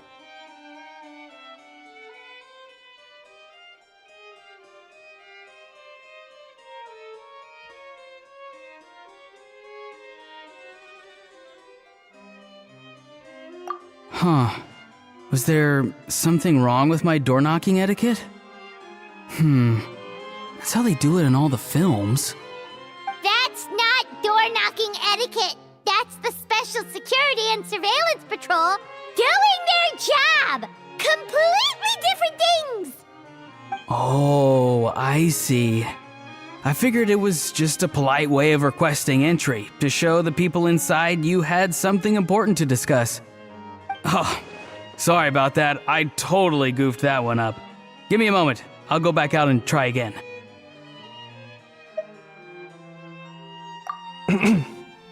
So, Auroran, you said you were here to claim a lost item. What did you lose?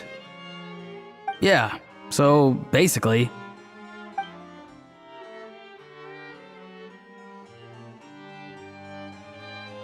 For real now? Oh, come on, bro.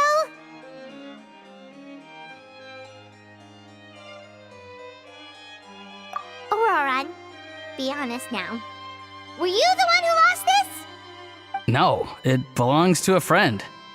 So it belongs to Aoife? Of course not. Aoife has his own gun.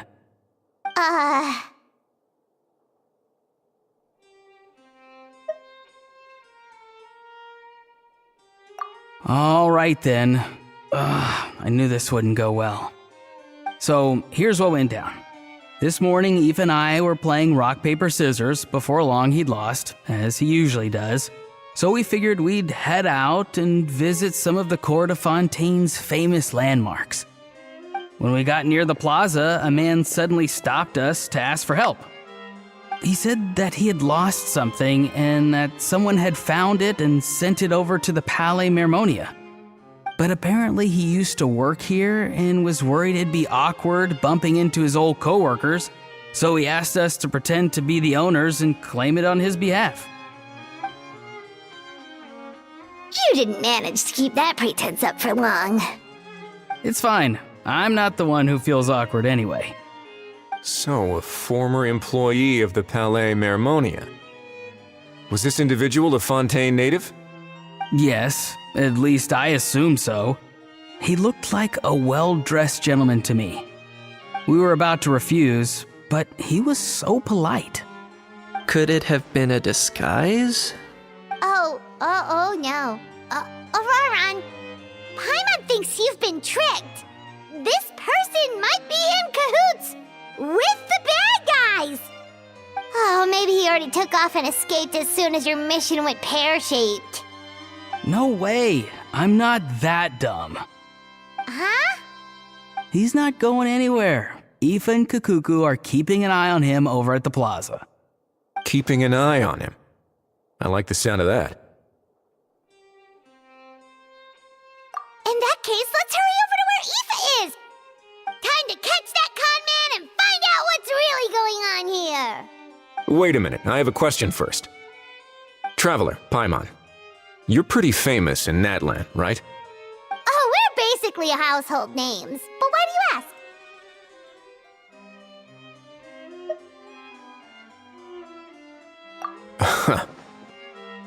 Would that be a problem? Remember when I said that the seller might be watching in secret? If so, then picking Auroron to do their dirty work was a careless mistake on their part. It suggests that the person who got Auroron to claim the item might not be fully in the know themselves. There are plenty of unanswered questions, but standing around racking our brains won't help. However, I still suggest that the famous faces among us, meaning the Traveler and Kinich, oh, and of course, Monsieur Nivelet too, stay here for the time being. We'll empty the box, give it to Auroron, and then he can claim the item as if nothing happened. I'll follow to check if anyone is watching. I doubt anyone would recognize me anyway, so I shouldn't draw too much attention.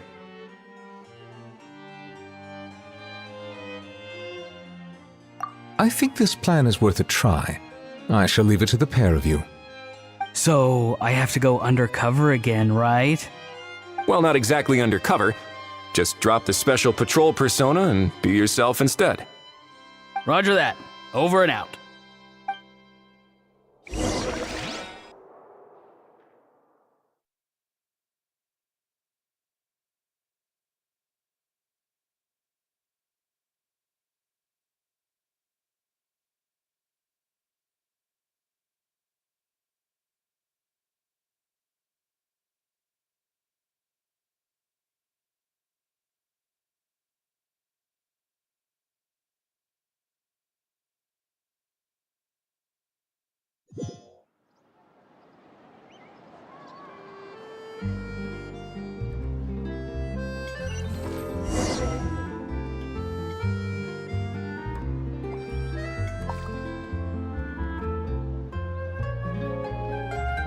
No sign of any suspicious individuals around here.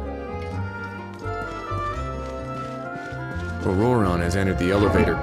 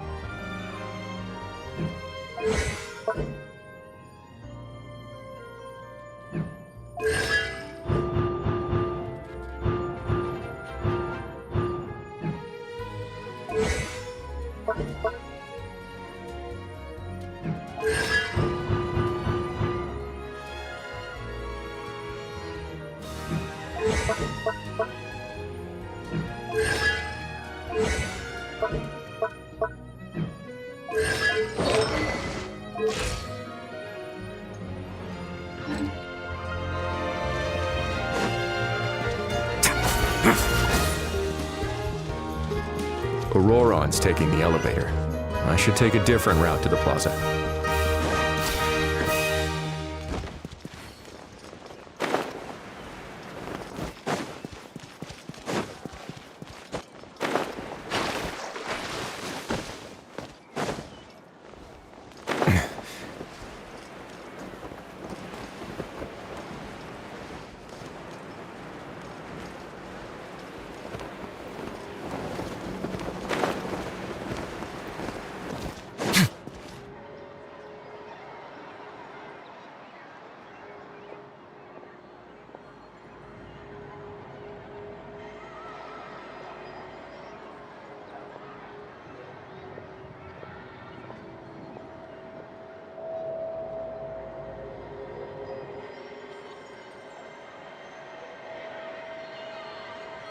Nothing suspicious going on here, either.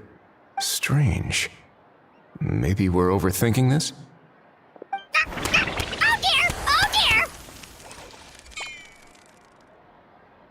Stop with the pecking! Stop with the pecking! Please, sir, I'm begging you, do me a favor and get this pet of yours under control! The heck are you on about? Sorry, but he's not my pet. He's my coworker. And I should warn you, he's not too happy with how you're talking about him. What the? This thing has a job?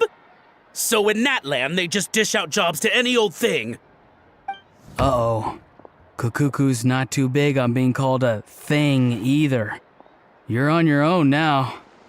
I'm sorry. Please, Mr. Kukuku. Master Kukuku. Lord Kukuku. I meant no offense, I promise. All right, Kukuku. That'll do for now. Let me ask him some questions first. Sure thing, bro.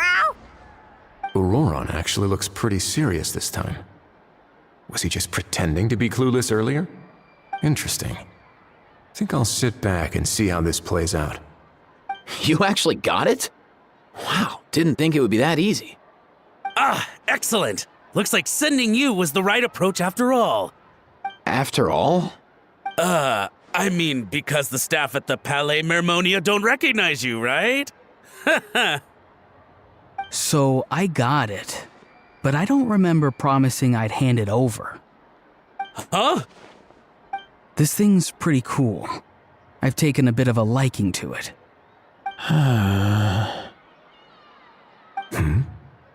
Please don't do this, my good sir, my master, my lord. My very life hangs in the balance. His life hangs in the balance? If this means so much to you, what are you gonna offer me in return? Are you trying to get him to say my life? How'd you know that? Because I watched that film with you. You should drop the act. We don't want a real misunderstanding in our hands. You're probably right. But honestly, I don't know what else to say. Sorry, this is the most myself I can be. Is that enough? Enough. More than enough. Who's this dude? Just think of me as a staff member from the Palais Mermonia. Now, if you don't mind, I have some questions for this gentleman about that life or death treasure you were just discussing. Truthful answers appreciated, of course. Oh no, I'm toast now. What's that supposed to mean? You don't think the Palais Mermonia has the ability to protect our citizens? No, I mean, yes, of course they do. Please ask away. I could do that. But I'd rather you just tell the whole story, from the beginning. I suppose I only have myself to blame. Such a rare antique, I couldn't resist. I'm a collector of antiques. Nothing excites me more than rare, old relics, and to be completely honest, if someone's selling, I'm buying. I don't care to ask where they sourced their goods. As for the seller of this particular item, well, I've never met him in person. We've had some prior dealings, but always under the cover of coded ads in some shady tabloids. Lost and found notices, missing person ads, that sort of thing. As long as I took care to hide a time and place somewhere within the text, then slipped some more into the envelope before submitting the ad, it would get published. And that was that. No fuss, no trace. Simple, right? Normally, everything goes off without a hitch. But this time, I arrive at the pickup spot expecting a discreet in and out, and instead, I find a whole construction crew at work. That was not what we'd agreed. But I couldn't just let it go, so I reached out to him again the same way as usual. He replied, and do you know what he said? He told me that the item's now in the Palais Mermonia. Well, he wasn't lying about that. He insisted that it would be inconvenient for him to make an appearance himself, but said that if I could somehow find a way to retrieve it from the Palais, he'd give me a discount on the price. Of course it wasn't the discount that swung it. Do I look like I'm strapped for cash? Feeling smug now, are we? Feeling smug now, are we? No, please go easy on me. Go on. Where was I? Well, anyway, I thought to myself, seeing as the item itself came from Natlan, it would make more sense if I could find someone from there to go retrieve it. And by a stroke of complete and utter coincidence, I just so happened to see these two young folks wandering around, so I'm so very sorry I underestimated the pair of you. I need you to clear something up for me. You haven't paid the seller yet, correct? And yet he told you to collect the item from the Palais Mermonia. Was he not worried that you just split afterwards? Well, to be honest, though I can't claim to know him very well, he, on the other hand, seems to know my name and where I live. Besides, this is a guy who managed to get his hands on an ancient Natlanese weapon. That's probably not the kind of person I want to double-cross. Fair. That makes sense. So, Mr. Please, just call me Argento. All right, Mr. Argento. Listen very carefully to what I'm about to say. It will determine how much of the rest of your life you'll be spending beneath the waves. What does he mean? Is he gonna drown him just like they do in those gangster films? Oh, I get it.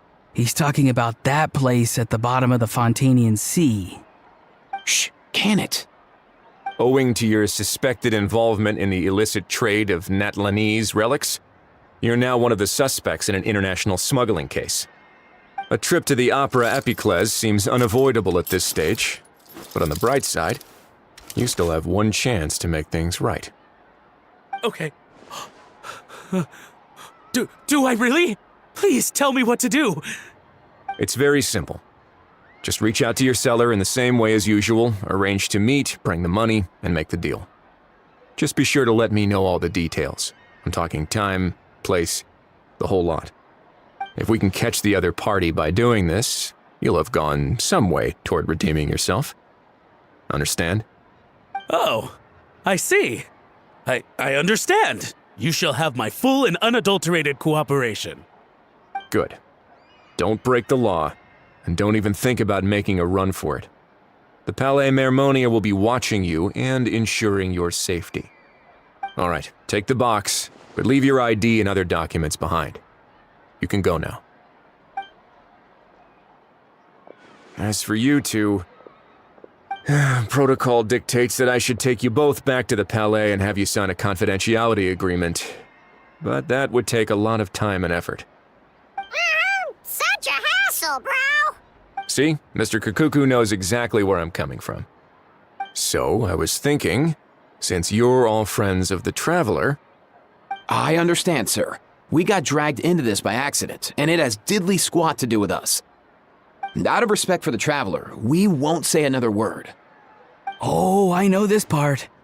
We better keep our mouths shut, or we'll both be sleeping with the fishes in the tailor-made pair of cement shoes. In that case, I understand completely. Not exactly what I was going for, but if that's how you want to understand it, then be my guest. Then it's settled. Thanks for your help.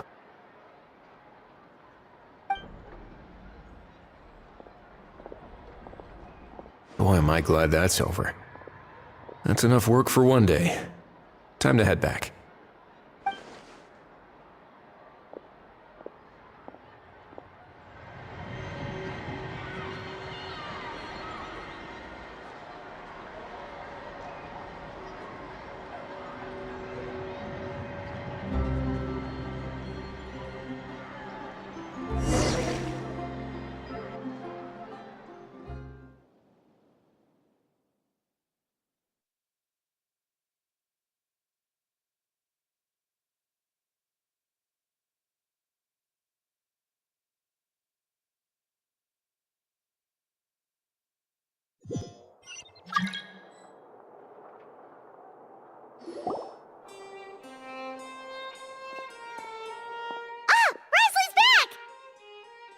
Judging by your expression, it must be good news, huh? It went smoothly, on the whole.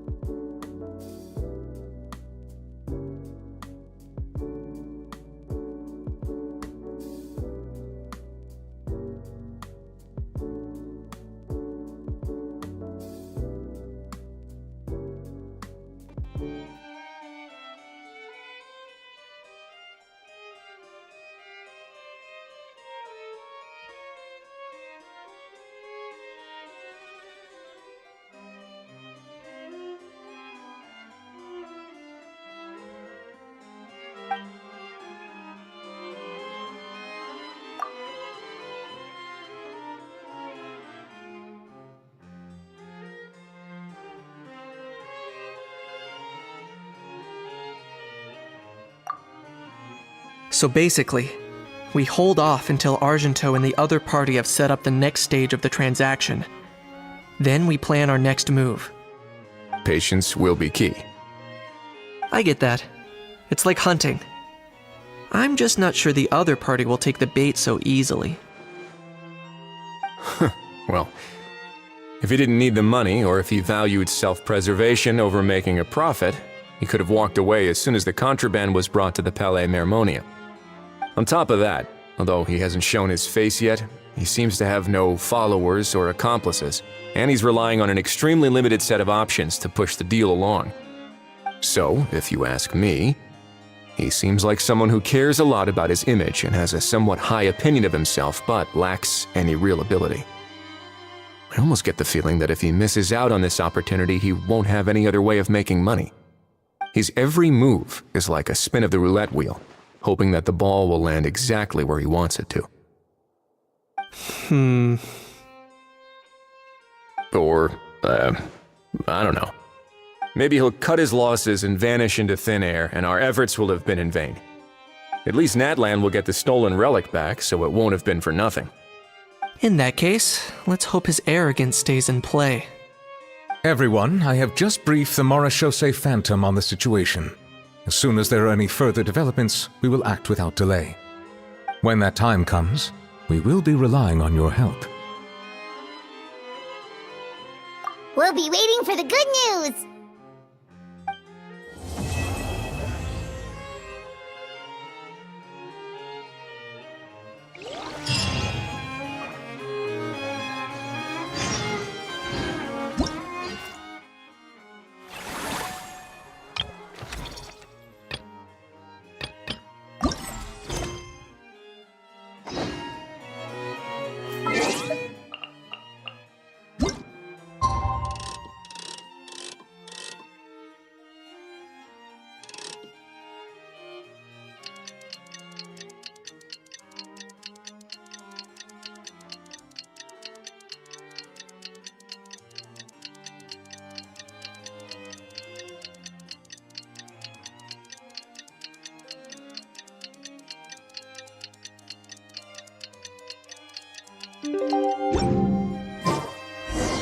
Novelette sent someone to contact us this morning!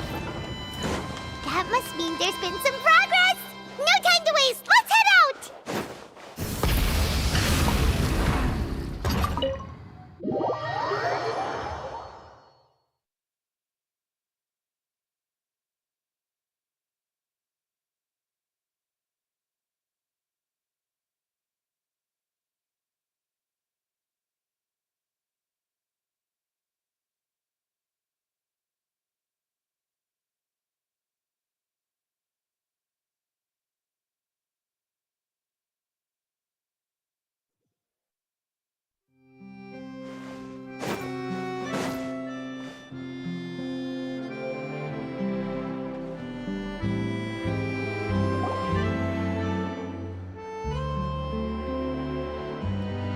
Hey, everyone! We're not late, are we? No, you're just in time. Well rested, I trust?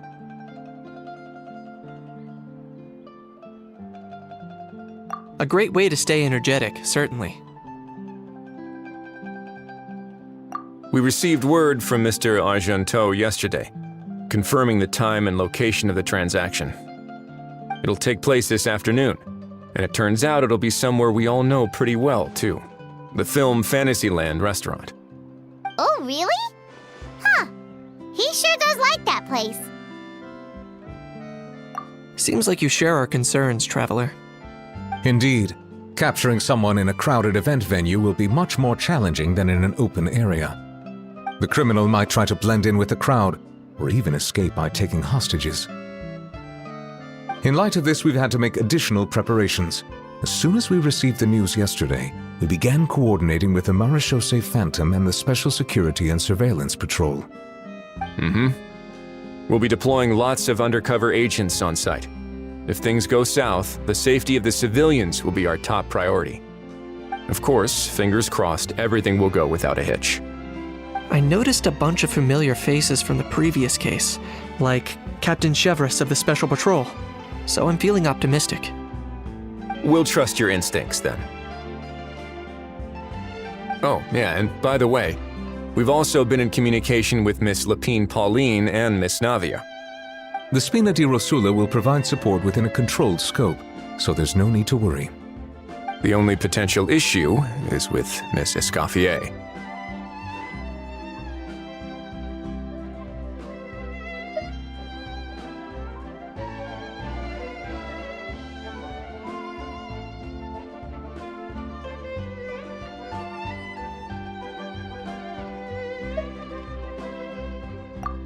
It would be easy if it were that simple.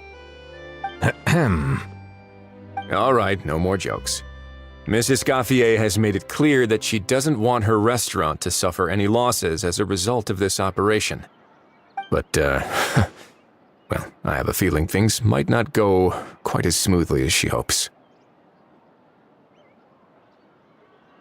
To be honest, we shouldn't have dragged you into this in the first place, and it's caused you quite enough trouble already. The Fontanian authorities should be able to handle the rest from here. But still, I'm guessing you'd like to see how it all turns out. Well then, feel free to head down to the scene, but just stay alert and play it by ear. You won't necessarily have to do anything. Unless things go pear-shaped, of course. I'll do my best to ensure that things don't escalate to that point.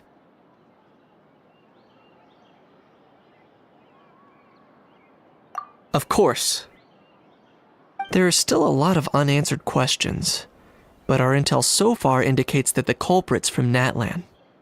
Plus, I'm already a witness in this case. Might as well see this thing through to the end. That's the Kanichi we know and love!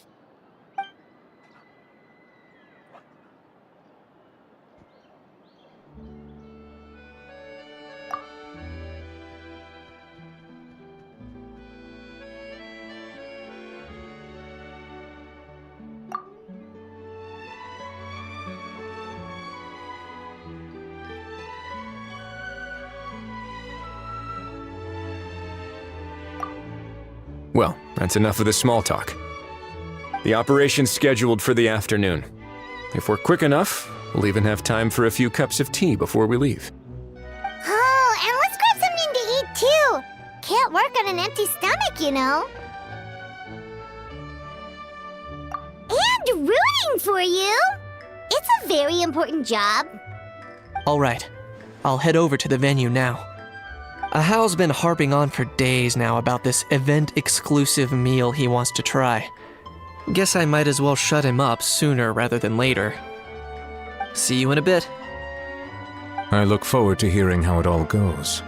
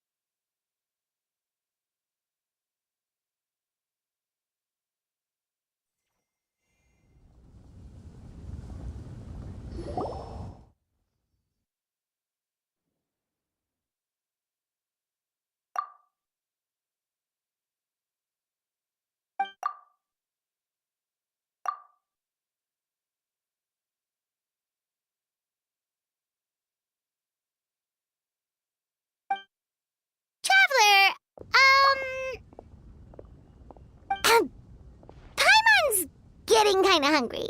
Let's go check out the restaurant menu, shall we?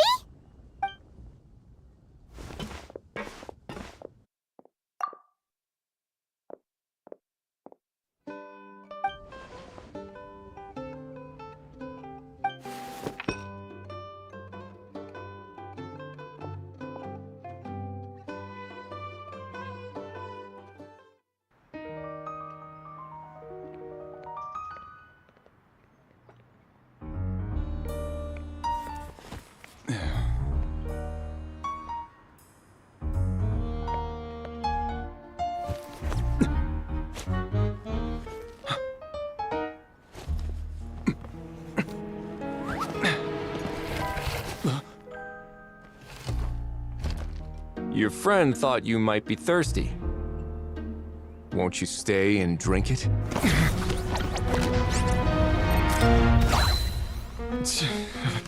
I tend to steer clear of drinks left out in the open.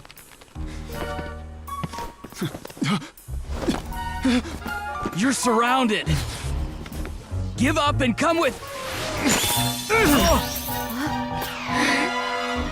You lousy swine! Stop right there! Oh, look! A surprise performance! Wow! How lucky we are! Quick, take a photo! After him!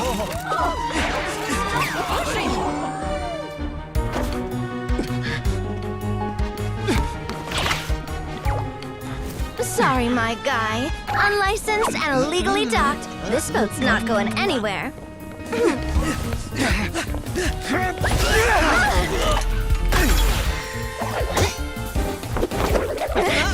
Quick! Don't let him get away!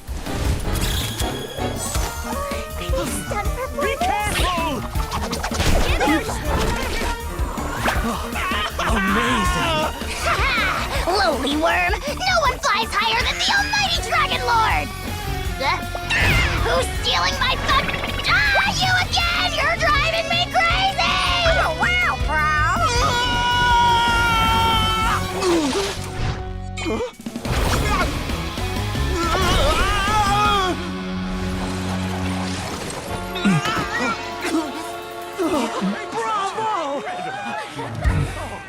All right, that's a wrap.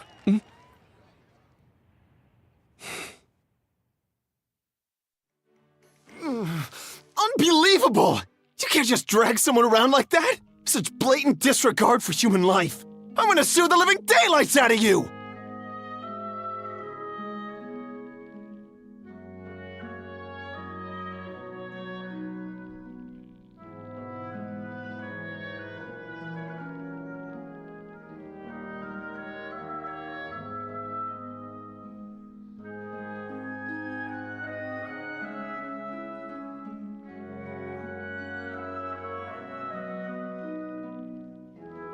Will you now?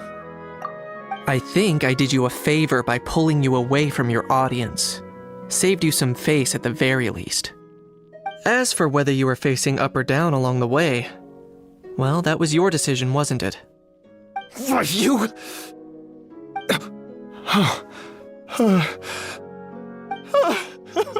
All right, I admit it. I was in the wrong.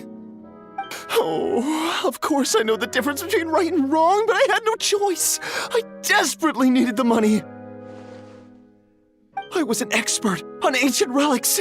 Not only did I have a successful career, but a happy family too. But my son, I never imagined he'd turn out this way. Fell in with the wrong crowd and ended up shoulder deep in gambling. We had some savings, but he drained them away like a waterfall. Once he fell into debt, he had creditors regularly coming over to threaten and intimidate him. I'm his father. How could I just stand by and watch him suffer like that? Oh, my son is about the same age as you are. If only he could have turned out more like you. That's the only reason I needed the money. Please, believe me. You... Please, kid, I'm begging you. Help me. I see you're from Natland too. That makes us brothers. Please, have mercy. I still have a chance to help my son straighten himself out. But only if I get back. If I go to prison now, he'll be doomed, I tell you, doomed! And isn't standing together and fighting for a better future what families do? Our fate is in your hands, young man. Please, have a heart. Something wrong, Kanich? Gone soft, have we?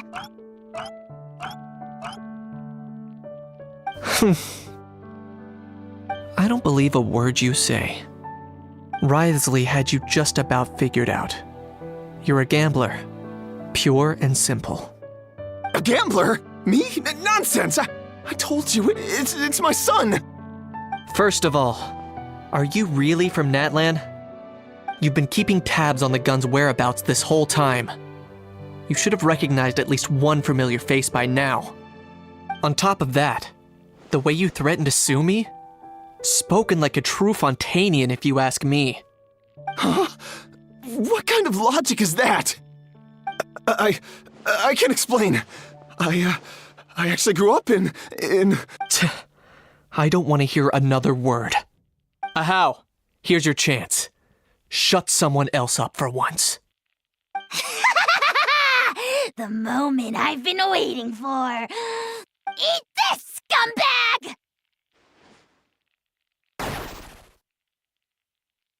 Being a compulsive liar is one of the hallmarks of a die-hard gambler.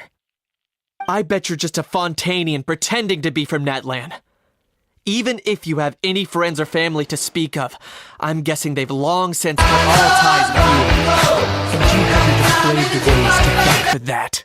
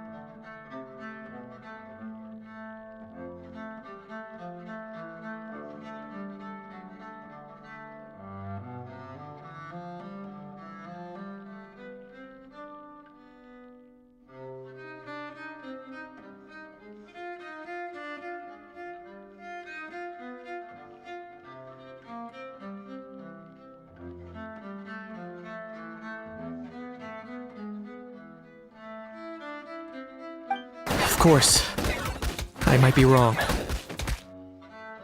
But does that matter? I'm just here to arrest you. If you're looking for an advocate or a shoulder to cry on, you're out of luck.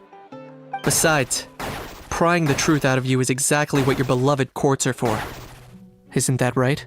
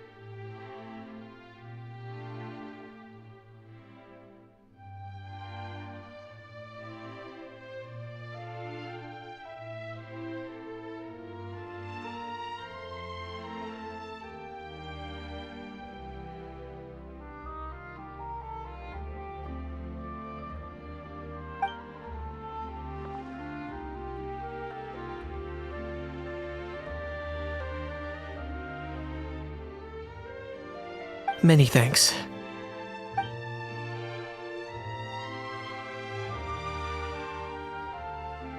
And me? What about me? So rude. You should be bowing down in gratitude to the almighty Dragon Lord.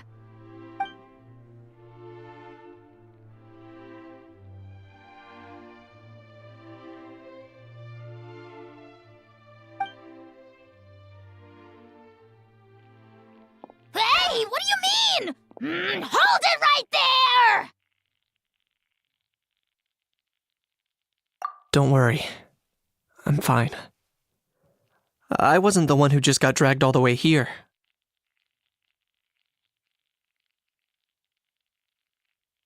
Little Kniech, thinking back to when you were just an itty-bitty boy, Kniech, aren't ya? Don't start crying like a little baby. I am the almighty Dragon Lord! No servant of mine will be seen acting so weak and pathetic in public! What are you on about?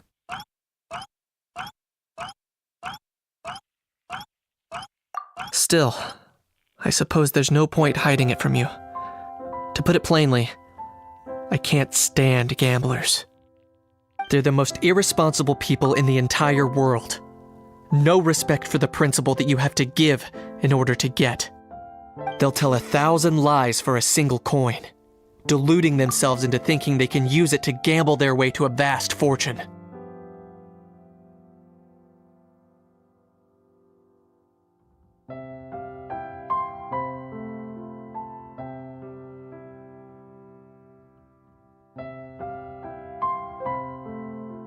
But we all know that even when it looks like you're getting something for free, there's always an unseen cost. In the past, I also ended up paying a price for my father's gambling losses. I don't want anyone else to end up in a similar situation if I can help it. Don't feel sorry for me. I certainly don't feel sorry for myself. They say that people are shaped by their past, and since I've made it this far, I must have done a lot of things right. We should never punish ourselves for the mistakes of others. Instead, I choose to remember the moments that helped me grow. Like when I first learned to use a grappling hook, or the very first time I yearned for knowledge.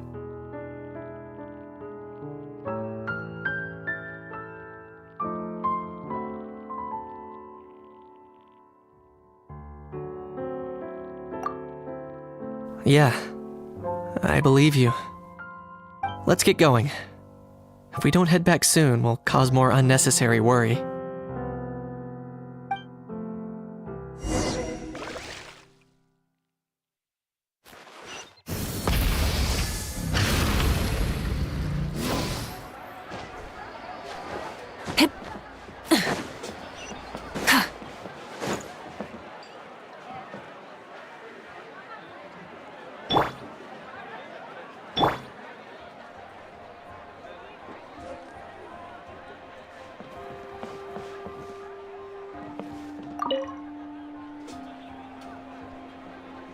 Yay! Traveler Kniech, you're back!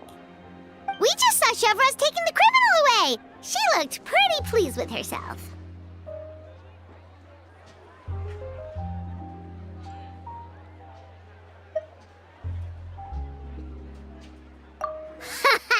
So after so much running in circles, turns out he had no fight in him, huh? Guess running away was the only trick up his sleeve. Oh, also, Risley said to let you know that he's already left. He went to report back to the Palais Mermonia. Apparently, the Mara show say Phantom's preparing to carry out an in-depth investigation into illegal gambling activities. Sounds like they'll have their hands full. Anyway, that's for the Palais to worry about, not really our concern.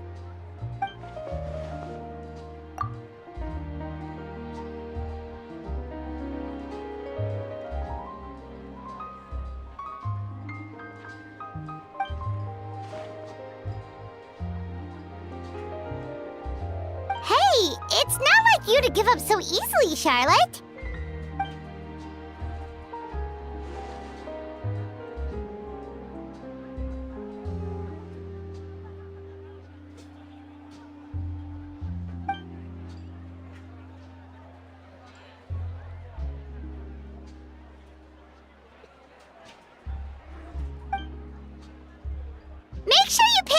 shots of Paimon. Oh, already gone. Hope she heard that.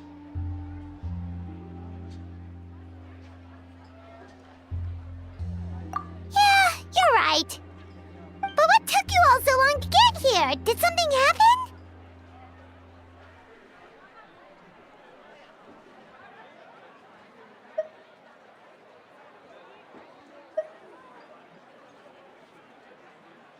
What? Rumors and slander! When have I, the almighty Dragon Lord, Kahulahau, ever sunk to such sniveling? Often, actually.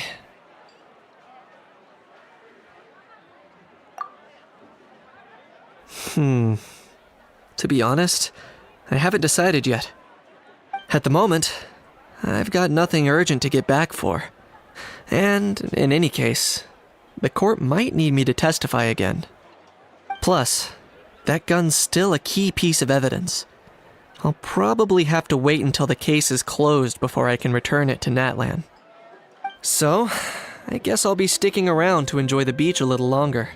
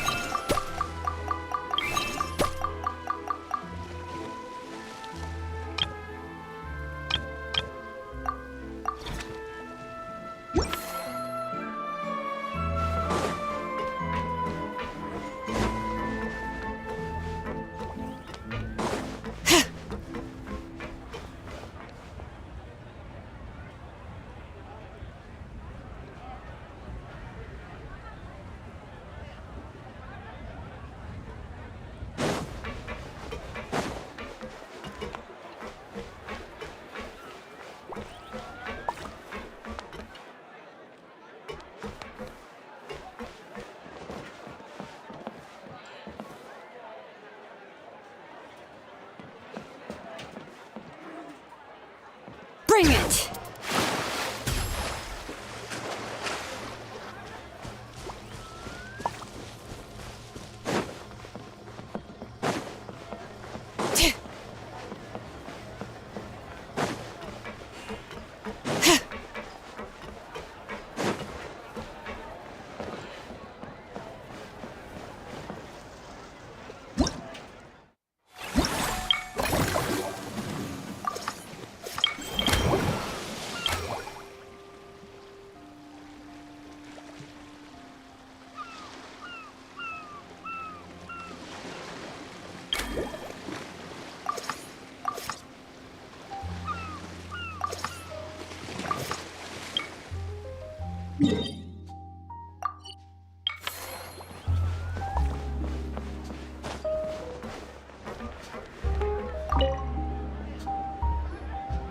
Whoa, is that our hero, the Traveler?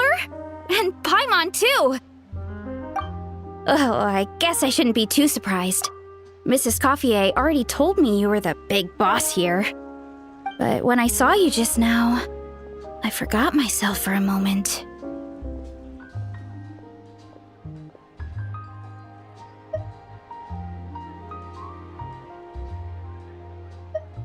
Technically speaking, the Cheval Moran Film Fantasyland doesn't even have a boss, does it?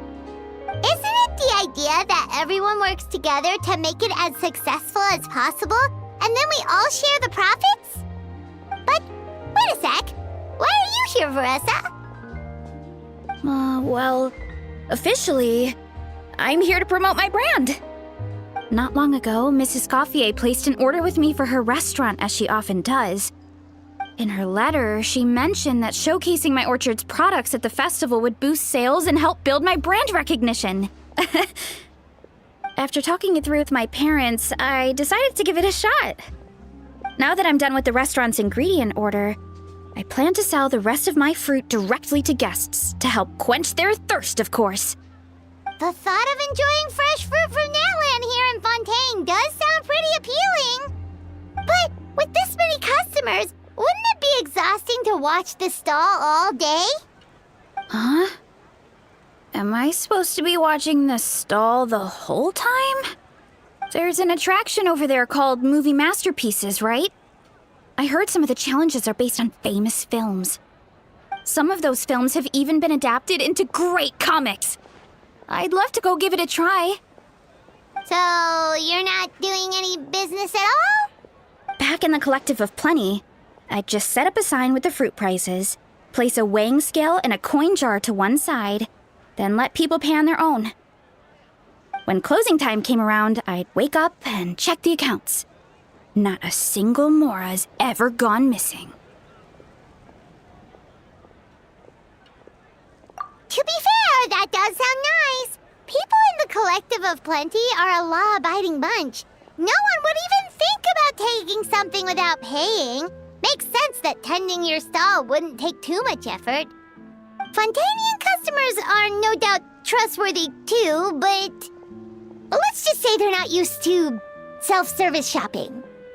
Plus, if you just leave the stall unattended as a Natlanese merchant, people here might think you're gone for good.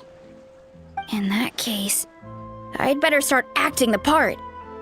But I'll need to buy some things in the city before I officially open for business. I promised to bring back some Fontainian clockwork mecha for Kochi-an-san.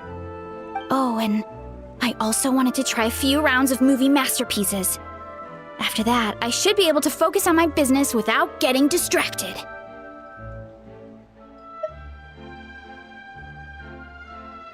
We might not be locals, but we've explored Fontaine quite a bit. We know our way around pretty well. In that case, give me a moment to get some extra fruit, a price list, and my coin jar set up. I get to go shopping with the Traveler! Nice.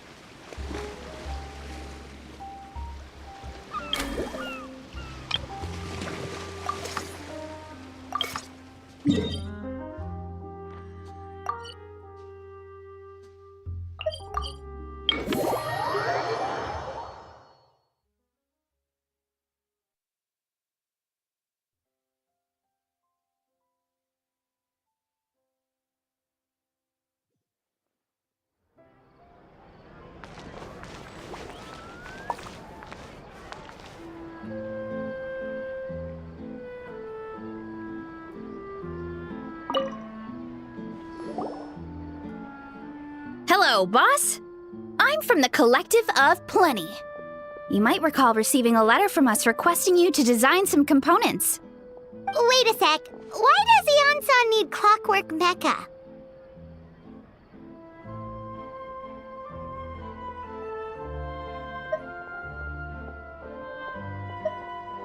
Nothing like that. Our coach just wants to fine-tune her gym equipment so people can target different muscle groups more easily. She mentioned something about a rowing machine to focus on back muscles, as well as a pec deck and a leg press machine. The parts that connect the ropes and weight plates wear out easily, but they need to be strong. So Coach Eon-san thought she'd give Fontanian Clockwork Mecha a try. It all sounds so technical. When did fitness turn into some kind of complex engineering problem? To be honest, I don't really get all the details either. But if it works out, I'll be sure to train according to her revised method. And if it doesn't, we can always stick to the good old methods. If you're interested, I can show you a few beginner exercises the next time you drop by our tribe. You'll be able to smash the records without even breaking a sweat. I know it.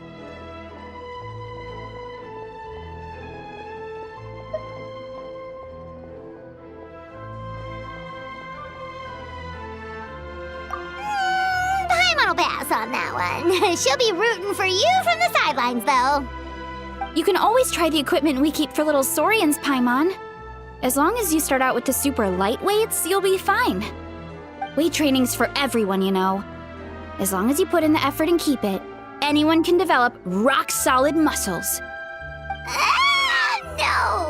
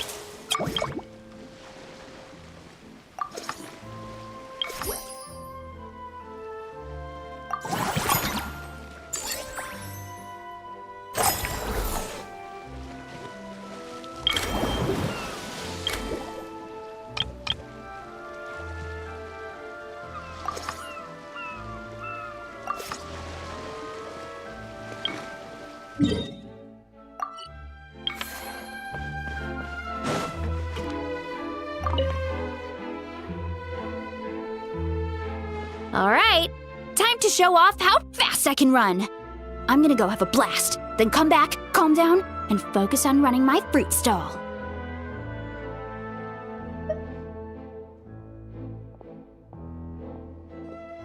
That's right. Last thing you'd want is to get too absorbed in having fun, then suddenly realize you're starving because you haven't eaten anything for hours. Funnily enough, Paimon can think of someone else with a bad habit of getting so into things that they forget to eat. No matter how busy you are, nothing's more important than staying well-fed, hydrated, and healthy.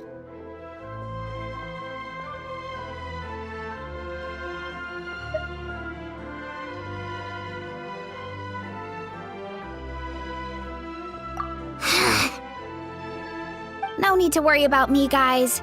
I do a lot of long-distance running, so I always make sure to bring some food and water with me. This time is no exception.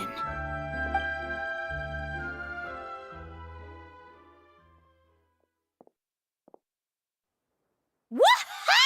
That was incredible! How was it? Did you get through all the levels? It was amazing!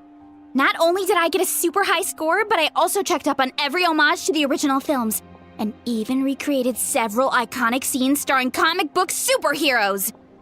I'll focus on doing business this time round, but if there's ever another event like this, please let me know as early as possible. I want in!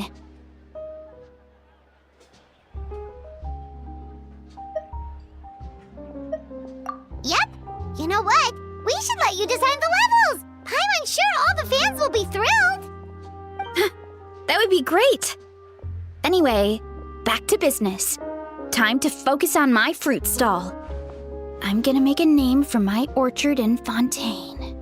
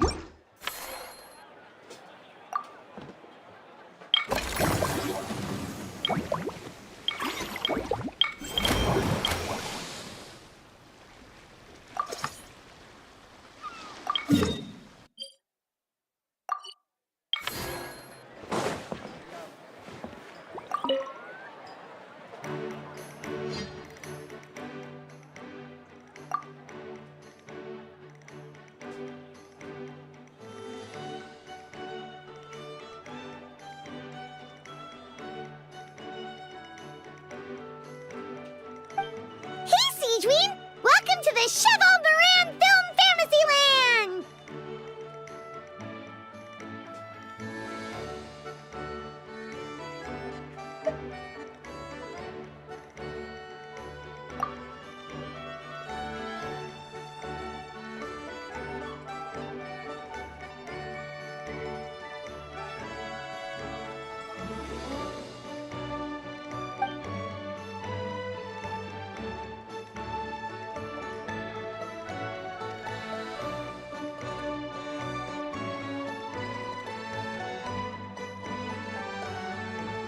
Oh, your encouragement leaves Paimon feeling even more motivated than ever!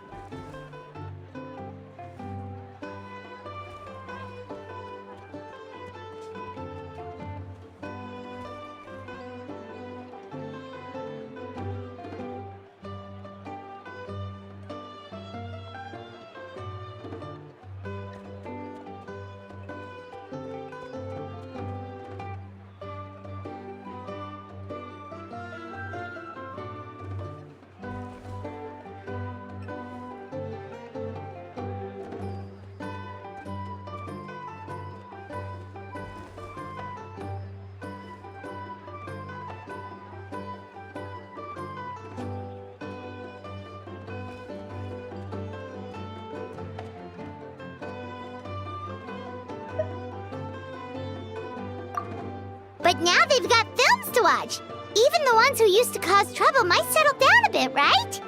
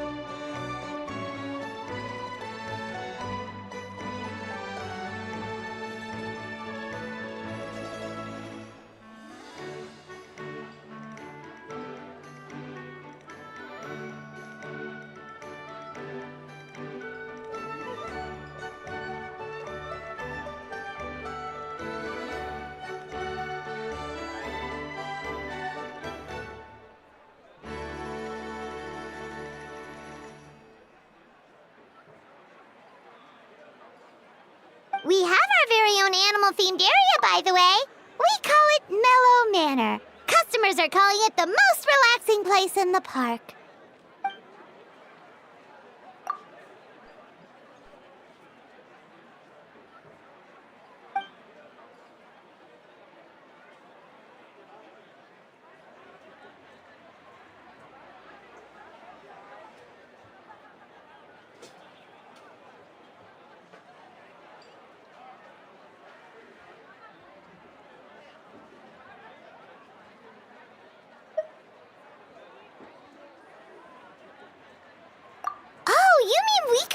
Sigewing to be a consultant at Mellow Manor?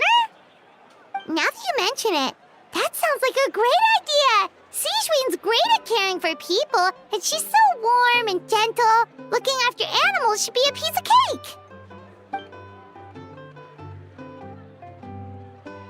Yeah, like someone who gives advice and tells the park staff how to do their jobs better.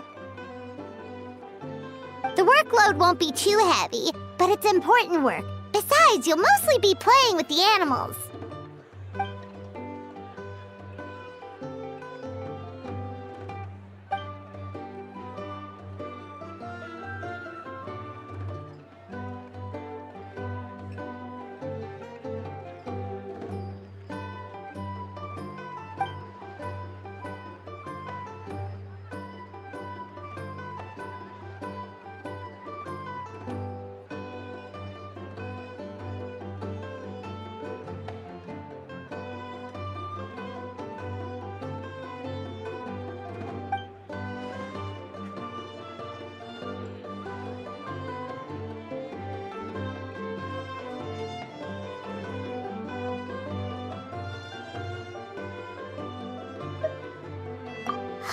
With Sigewing on board, Mellow Manor's gonna be even better than before! Paimon has a feeling our revenue's gonna shoot through the roof!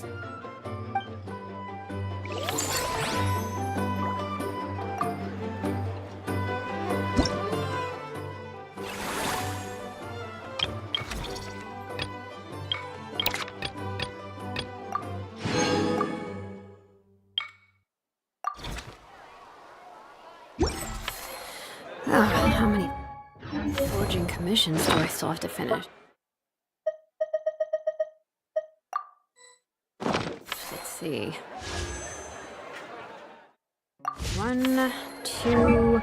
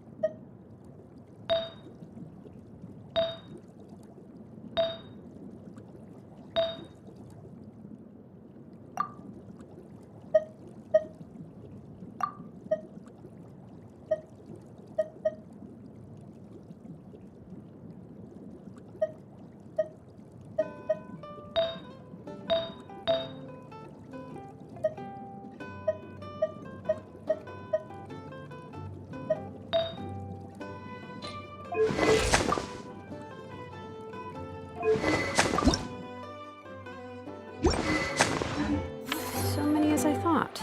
I'll get to them tomorrow.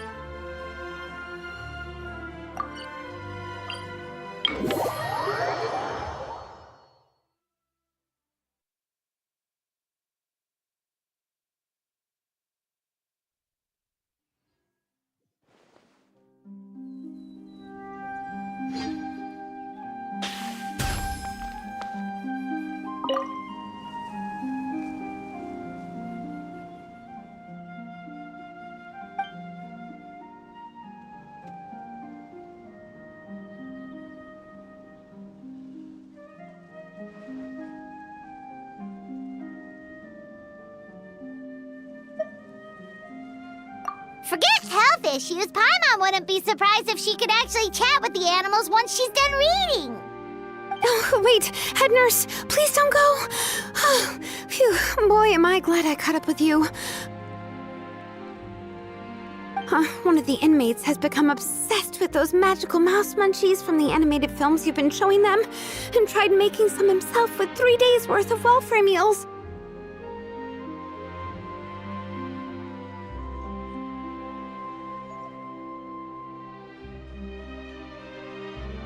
He ended up giving himself food poisoning, with symptoms we've never even seen before. Please, we need your help.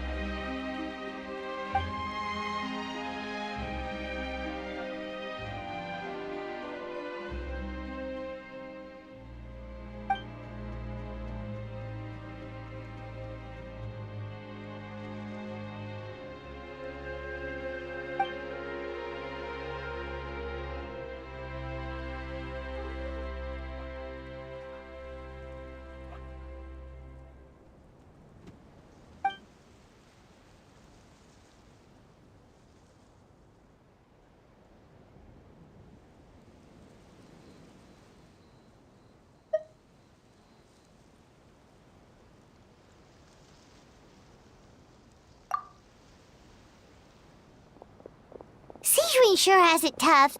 Not only does she have to worry about taking care of her patients, she also has to clean up after those troublemakers. Why don't we prepare something tasty for her? It might help lift her spirits.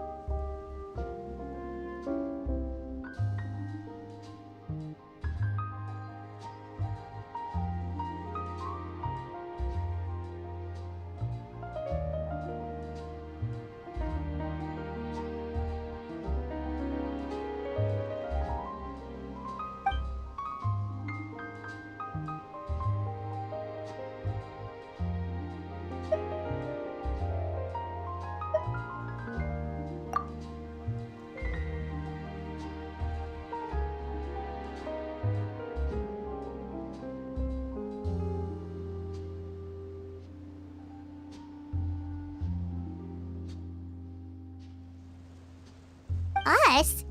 Wait, but Paimon hasn't seen Linny anywhere!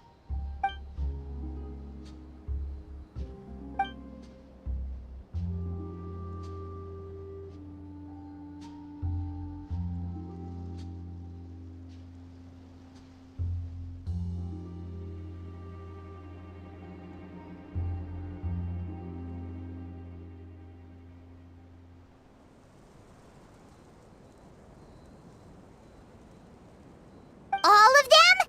That's some serious dedication right there.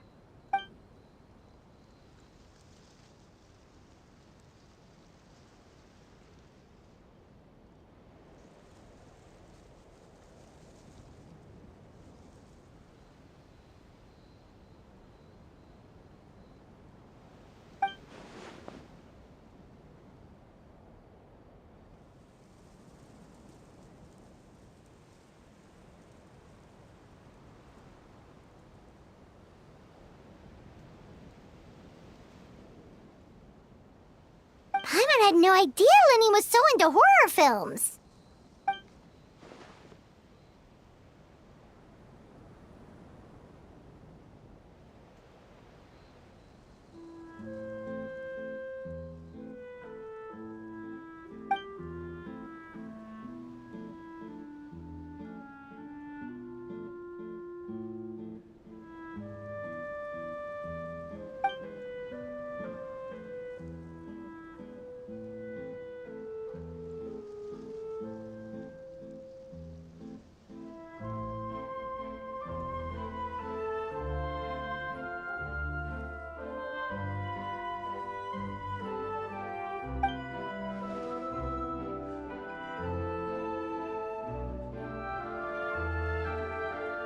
Well, that's a side of Linny we've never seen before.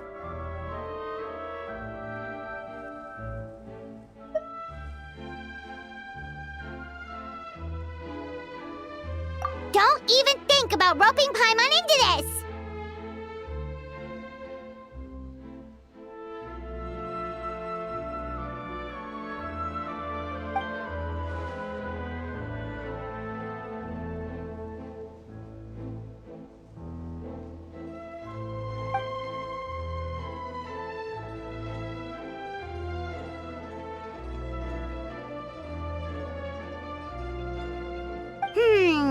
Sounds like eclectic escapades would be more to your liking then. Want to give it a try?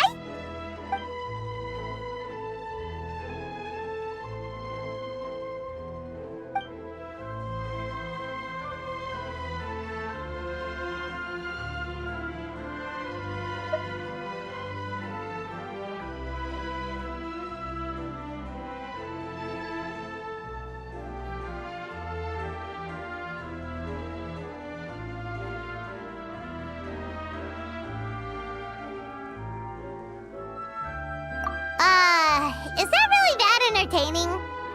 Still, if you're interested in the attraction, why not become a consultant? That way you'd get to see more of the visitors' reactions too!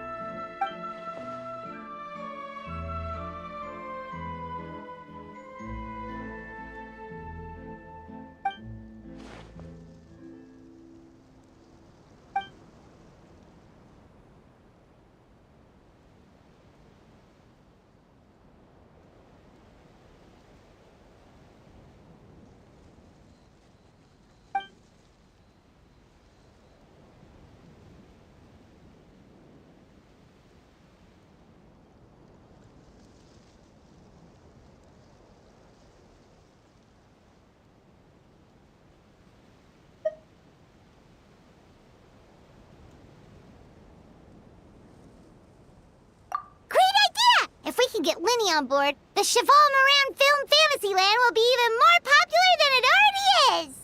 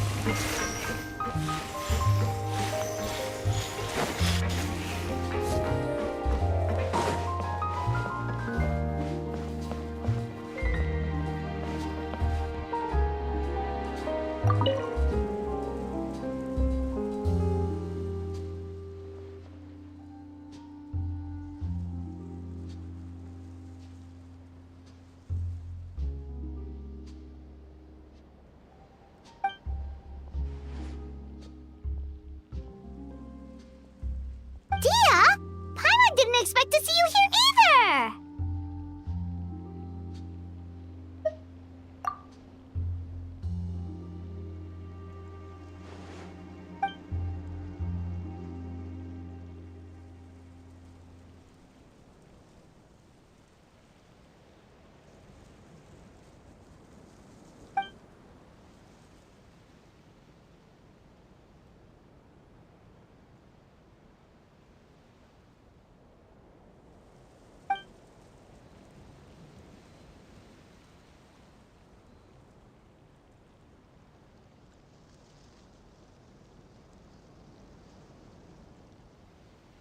Guess that's not scenery most Fontanians see every day, huh?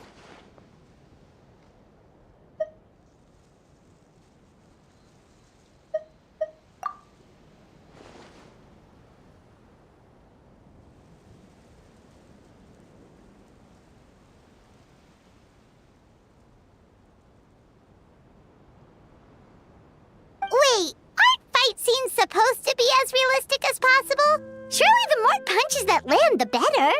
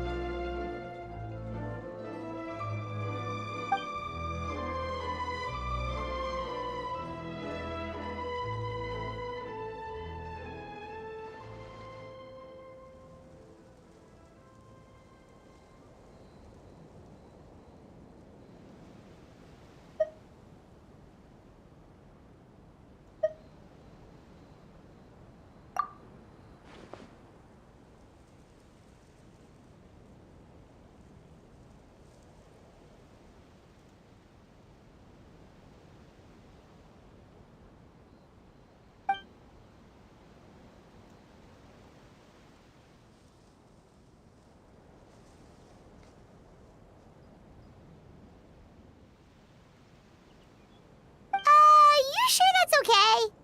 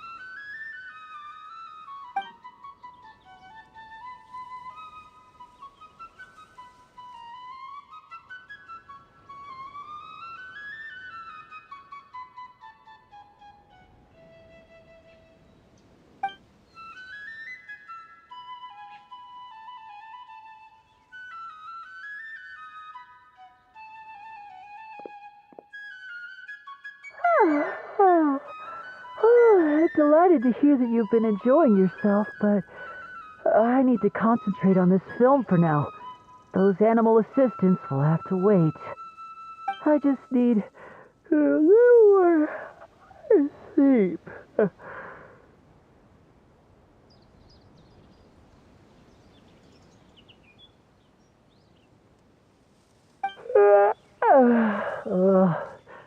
Every time I close my eyes, I keep thinking of new tricks. So tired. Can't sleep, but can't get up either.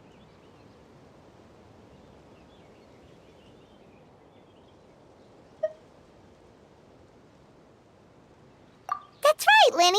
A change of pace should stop your mind from wandering. Wait, Traveler? Paimon? You two are here as well?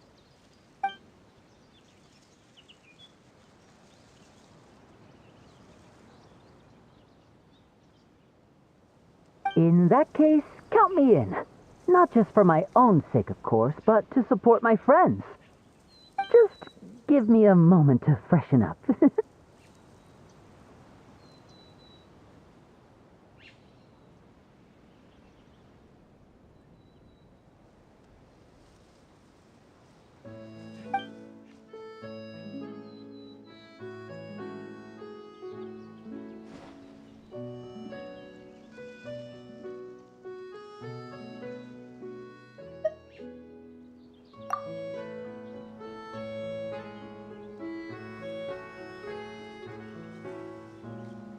Sounds good! Getting Lenny to cheer up and visit the amusement park's surely our greatest success yet!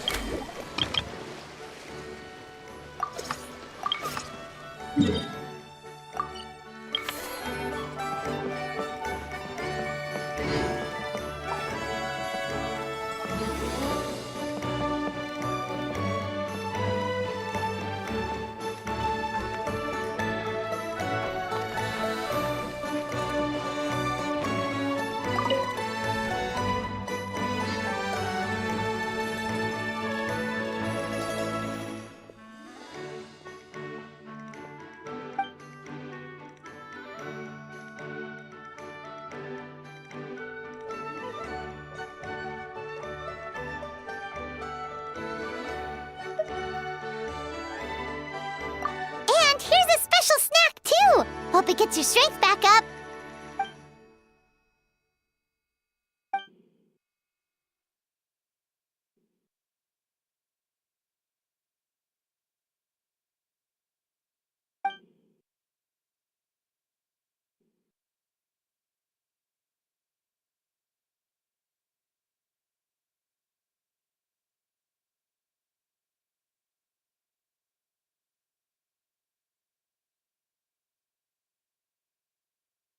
Is it because they aren't paying any attention when they're watching?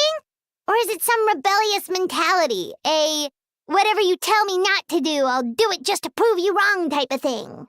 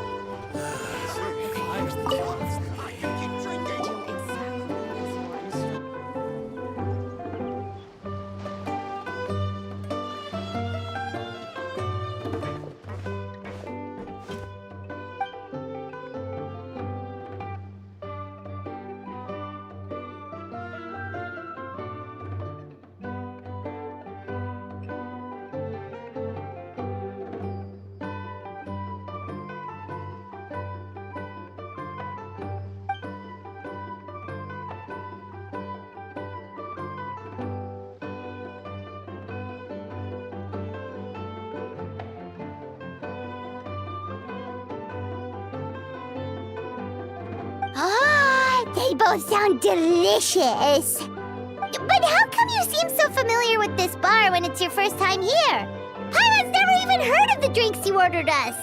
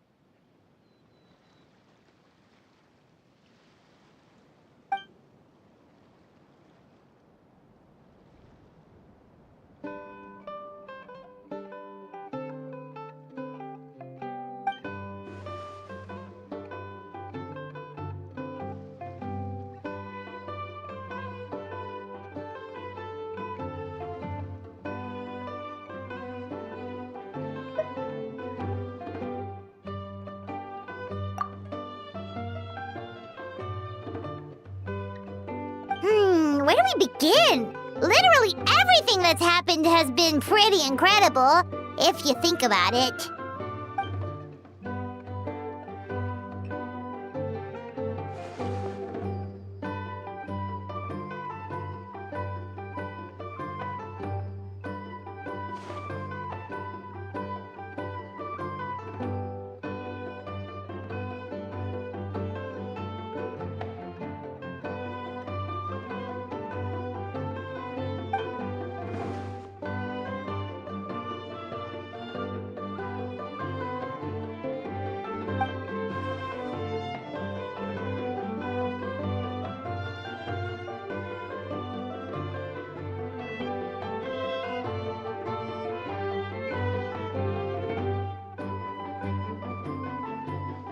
Huh?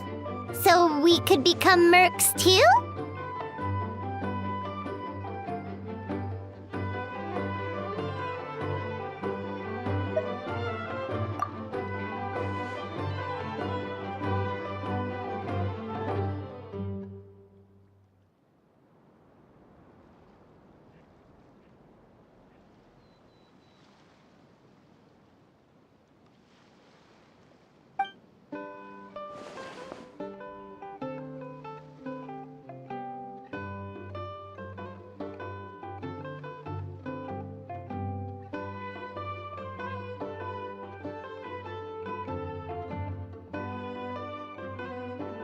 That actually makes a lot of sense. When you think about it, it's not all that different from adventure commissions. Who knows? Maybe we'll find jobs where we can help a lot of people while also bringing in a nice chunk of Mora. Wouldn't hurt to build connections with Dia's Eremite friends either, would it?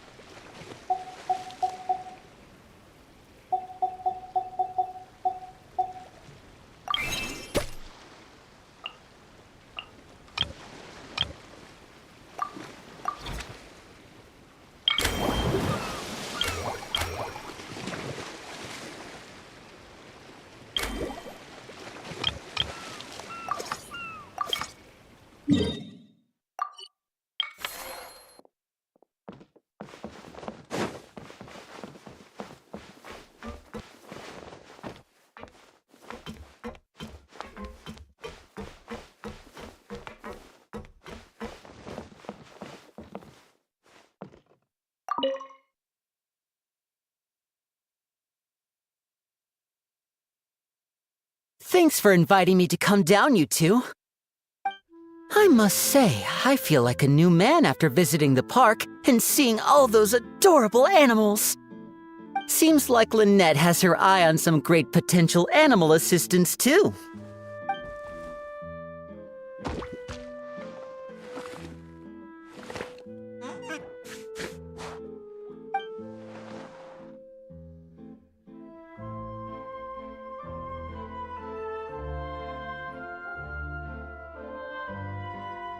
Oh, and did you see those weird mushrooms?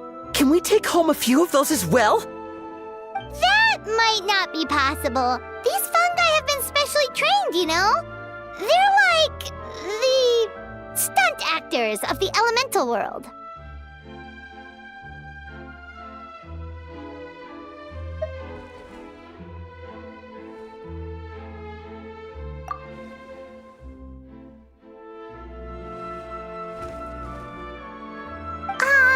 Are you sure about that? Paimon's pretty sure we've never seen a cat anywhere near as big and as soft as a fungus.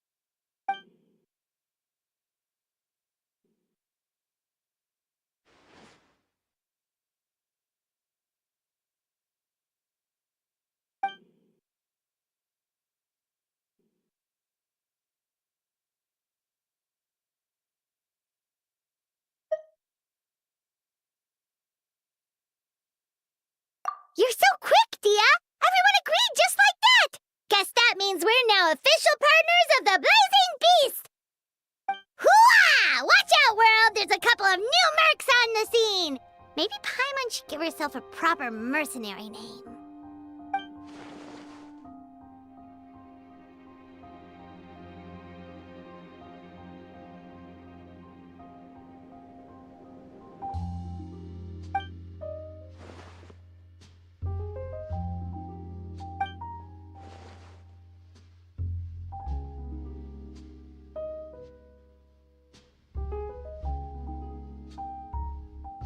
It's a deal!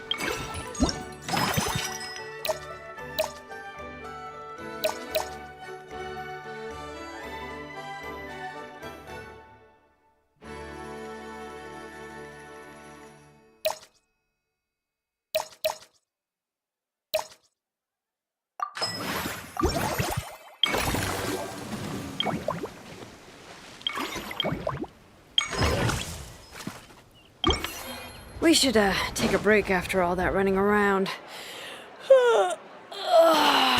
Yeah, let's rest here for a bit.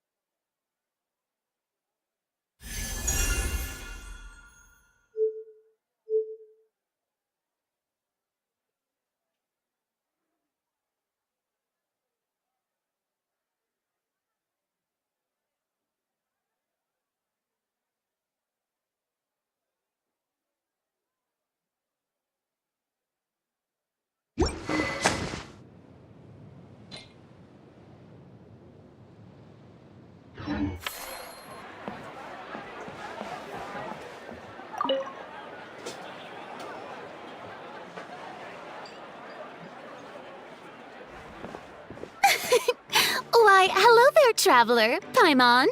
I sensed your enthusiasm from a mile off. You were so bright. I could have taken you for an opera singer in full falsetto. Farina, you're finally here!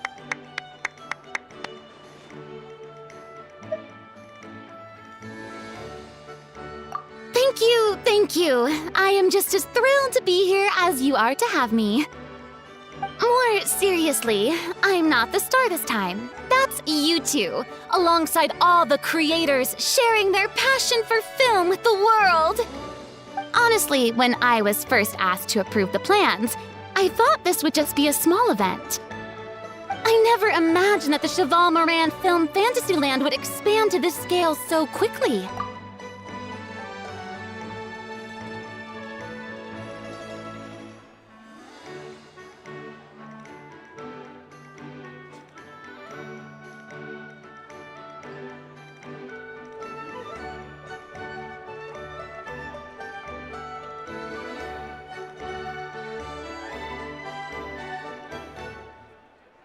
Yeah, thinking back to when we first arrived, it really has all come together in no time.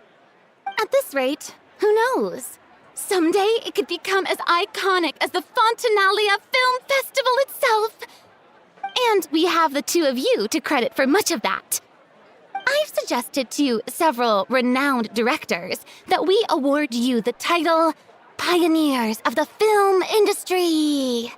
In contrast to the Farina Award, which is more of a public honor, this title is a mark of true recognition from within the industry itself, a reflection of both outstanding achievement and hard work.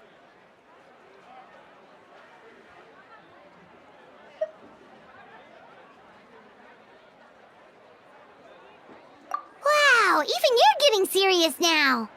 Come now, no need for any of that. Just relax and enjoy the moment. Speaking of which, I've actually been preparing a little survey. How about we randomly select some visitors to give us feedback about the park? Did Paimon hear that right? Farina carrying out a customer satisfaction survey? Well, given that it bears the name of my dear friend Surintendant Cheval Moran, isn't it only natural that I conduct a bit of research on her behalf? Besides, the more famous a star becomes, the more important it is to stay in touch with reality, no? Plus, it's amazing how much you learn just by listening to other people's take on films. Paimon always assumed celebrities just get their assistants to handle everything for them.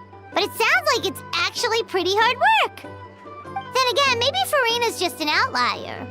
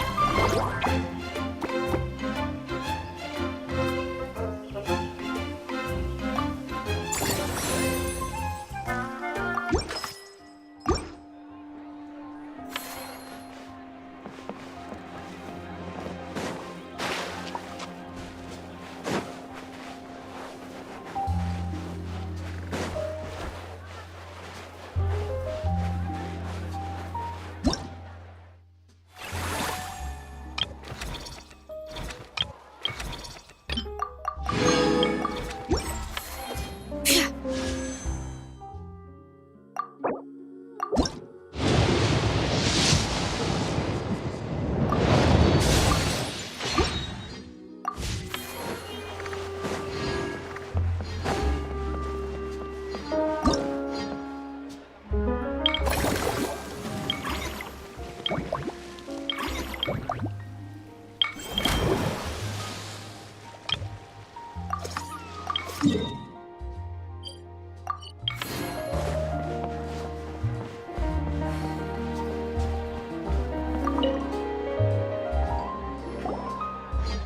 we are, all set to go.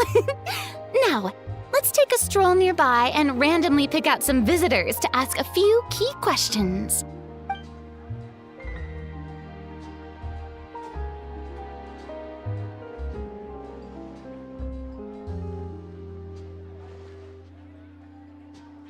These suggestions are surprisingly detailed. Choosing film prototypes, recreating the scene cutting process, budget management for costumes, makeup, and set design? Oh, Paimon's head is spinning. Why is everyone so professional? Also, nearly every single person we spoke to said they wanted to see Lady Farina perform. Your popularity is off the charts!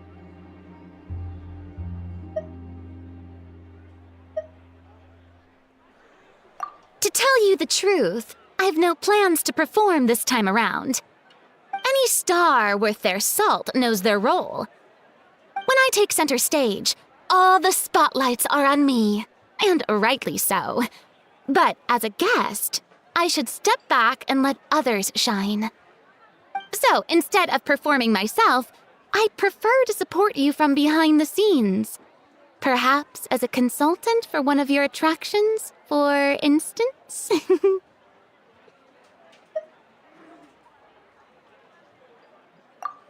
that's right! Movie Masterpieces is all about film expertise. There really would be no better candidate than you! Oh, wonderful! Then I shall give this role my very heart and soul. Once I've had a moment to prepare, we can meet up for a slice of gâteau from my pâtissière suprême before we get started.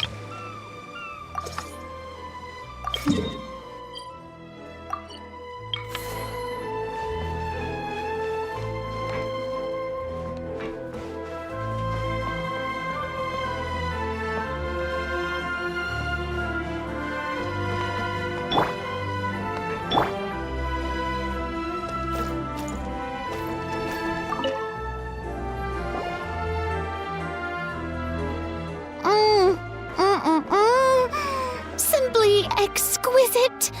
As amazing as ever. Escoffier, have you ever considered starring in your own film? I can see it now. Val's en cuisine. A riveting tale about the art of extreme cooking. I'm sure it would be a hit. As it happens, I'm already doing something similar. A brand consultant has been filming my training sessions with students and incorporating them into films about Fontainian cuisine.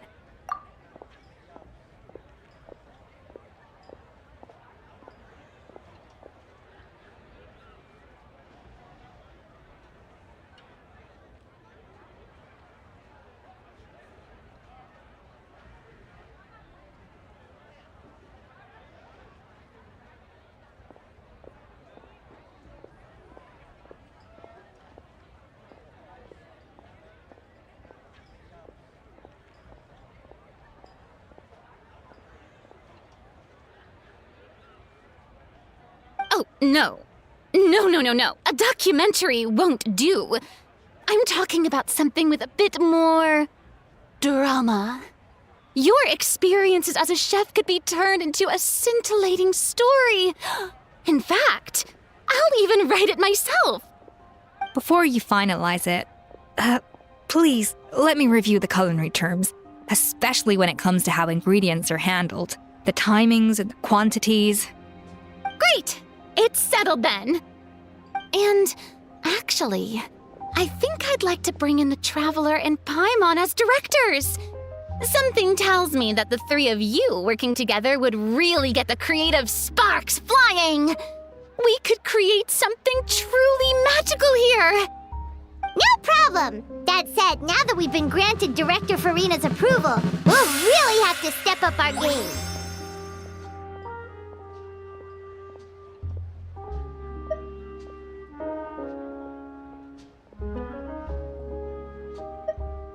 Excellent!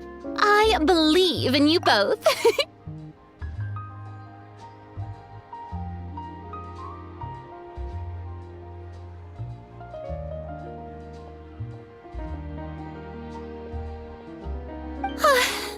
The gâteau was sublime as ever, Escoffier. Now, about time we got to work. I'll start drafting the script on the side while serving as the consultant for movie masterpieces. Wish me luck!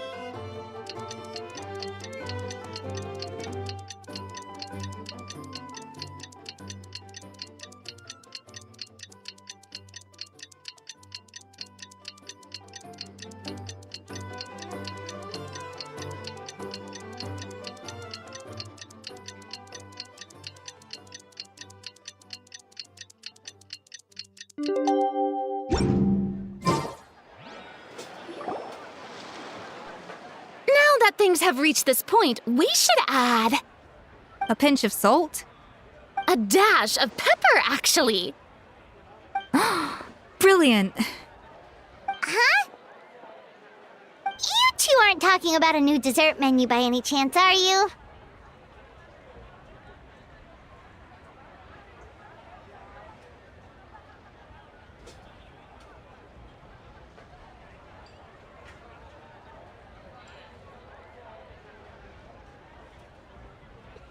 Not desserts.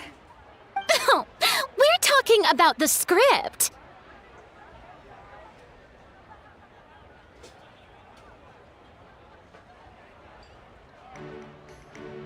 Oh, my dear partner, photographer, rookie director. Our creativity must keep up with the overflowing enthusiasm of our fans. There's no room for dull scripts on my stage.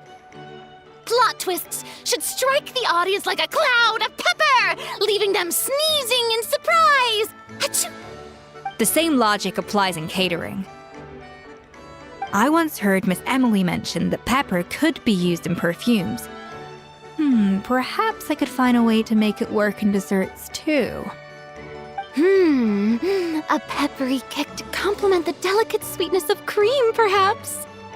Wow, the two of them seem to be working together so well. I'm struggling to imagine what a pepper cake would taste like, though. Well, what do we have here?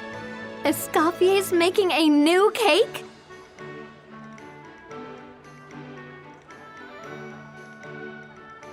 Oh, how exciting! When it's ready, do let me know.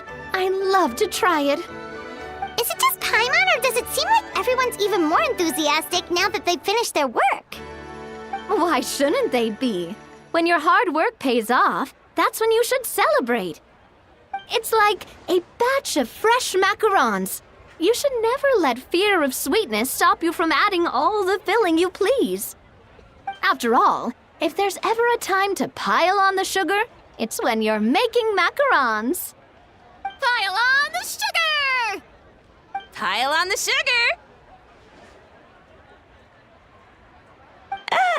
And why are we piling on the sugar?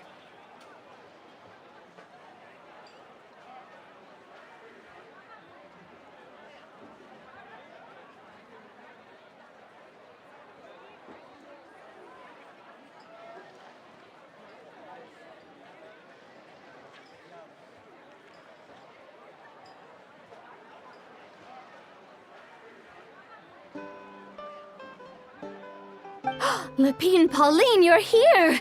Is it ready? Of course! It all went according to plan. Huh? Were you off on some kind of important task? I was indeed. Please accept this.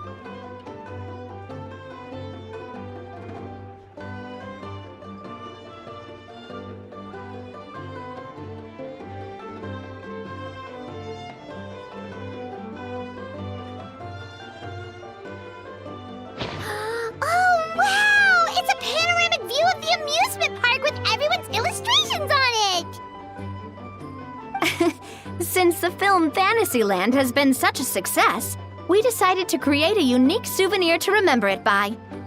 We built this park together brick by brick, so we decided we'd all contribute to drawing this map together too. To be fair, it was mostly thanks to Miss Lapine Pauline. She's our expert when it comes to drawing after all. But we all did our best to leave our own marks too. That's right! And on top of that, Traveler, I'm offering you a most special privilege. You get to add a mustache to my portrait!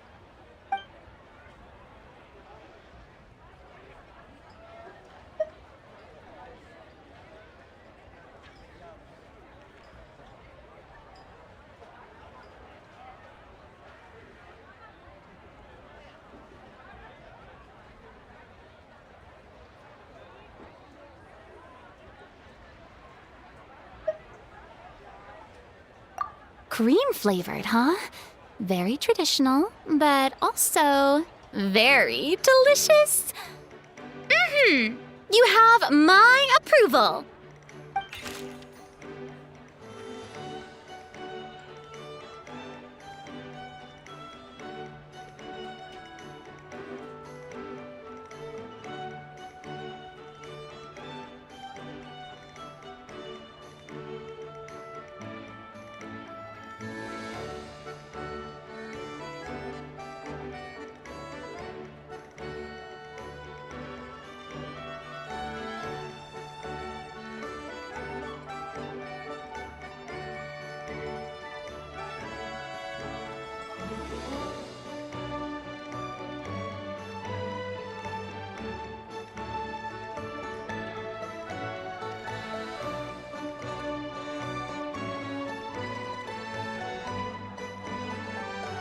All right then. Now that you're the proud owner of this commemorative map, you can draw as many different flavored mustaches on it as you like. Sounds like a pretty tasty map. We'll look after it well. Great! Your satisfaction is our #1 priority. Everything's all in order. Now it's time to relax. Forget about work and just enjoy the park.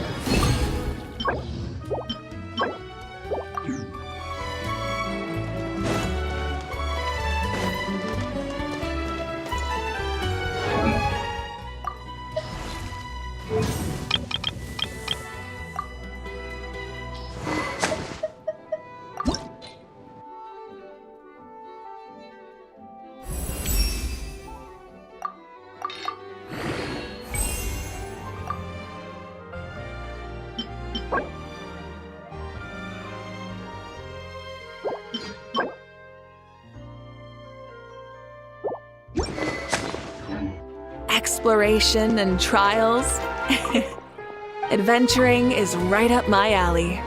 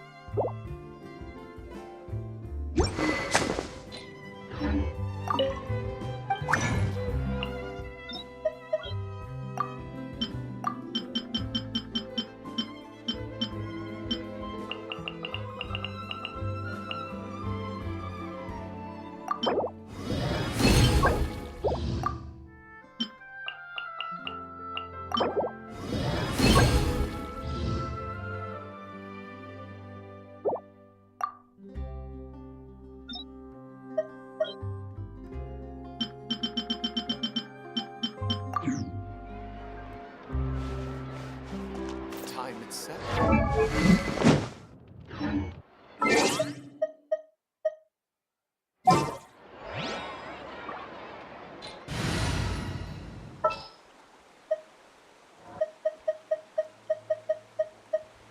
It's time to pull the trigger.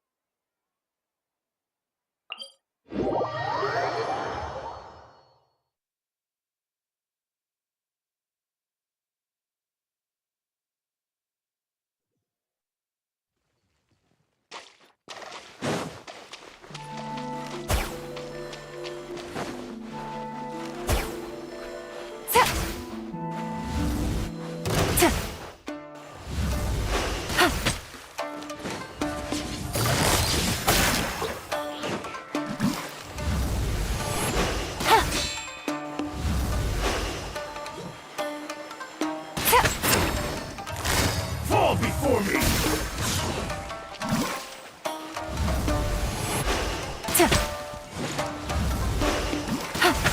Taste my blade!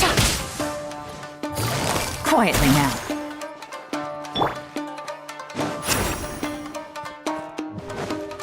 Stop right there! One strike will suffice. Busted. Cheap tricks.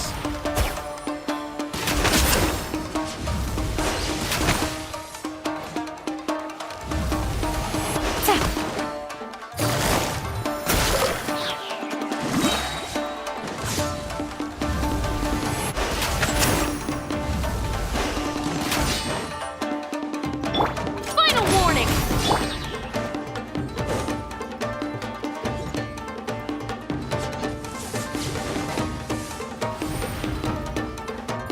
Quietly now. Cut down. Like this.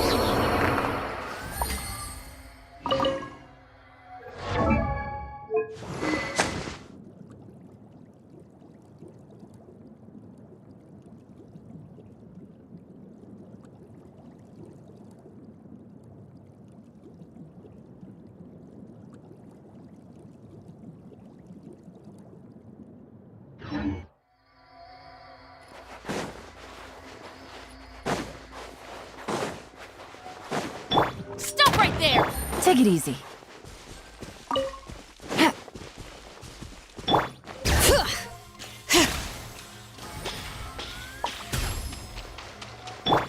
Controlled breathing.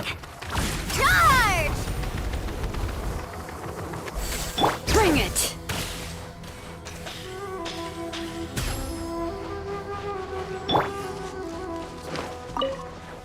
Drop your weapons! It's my lucky day. Busted.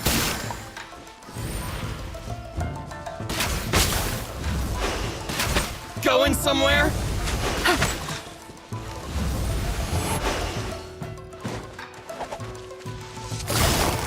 My blade. The perfect somewhere.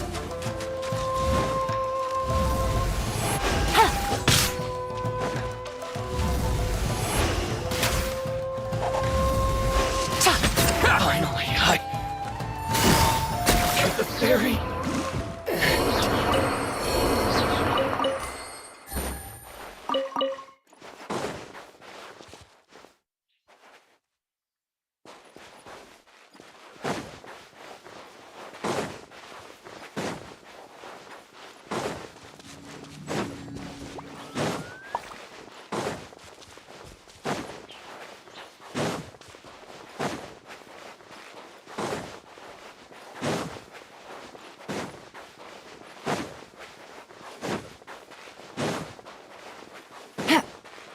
Take it easy.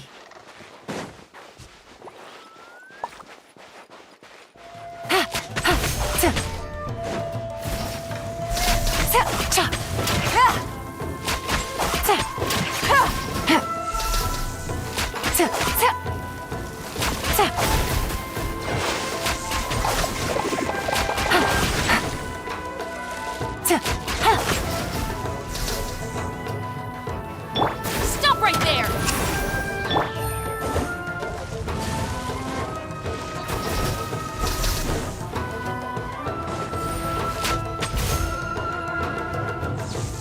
Game's up. Time's over.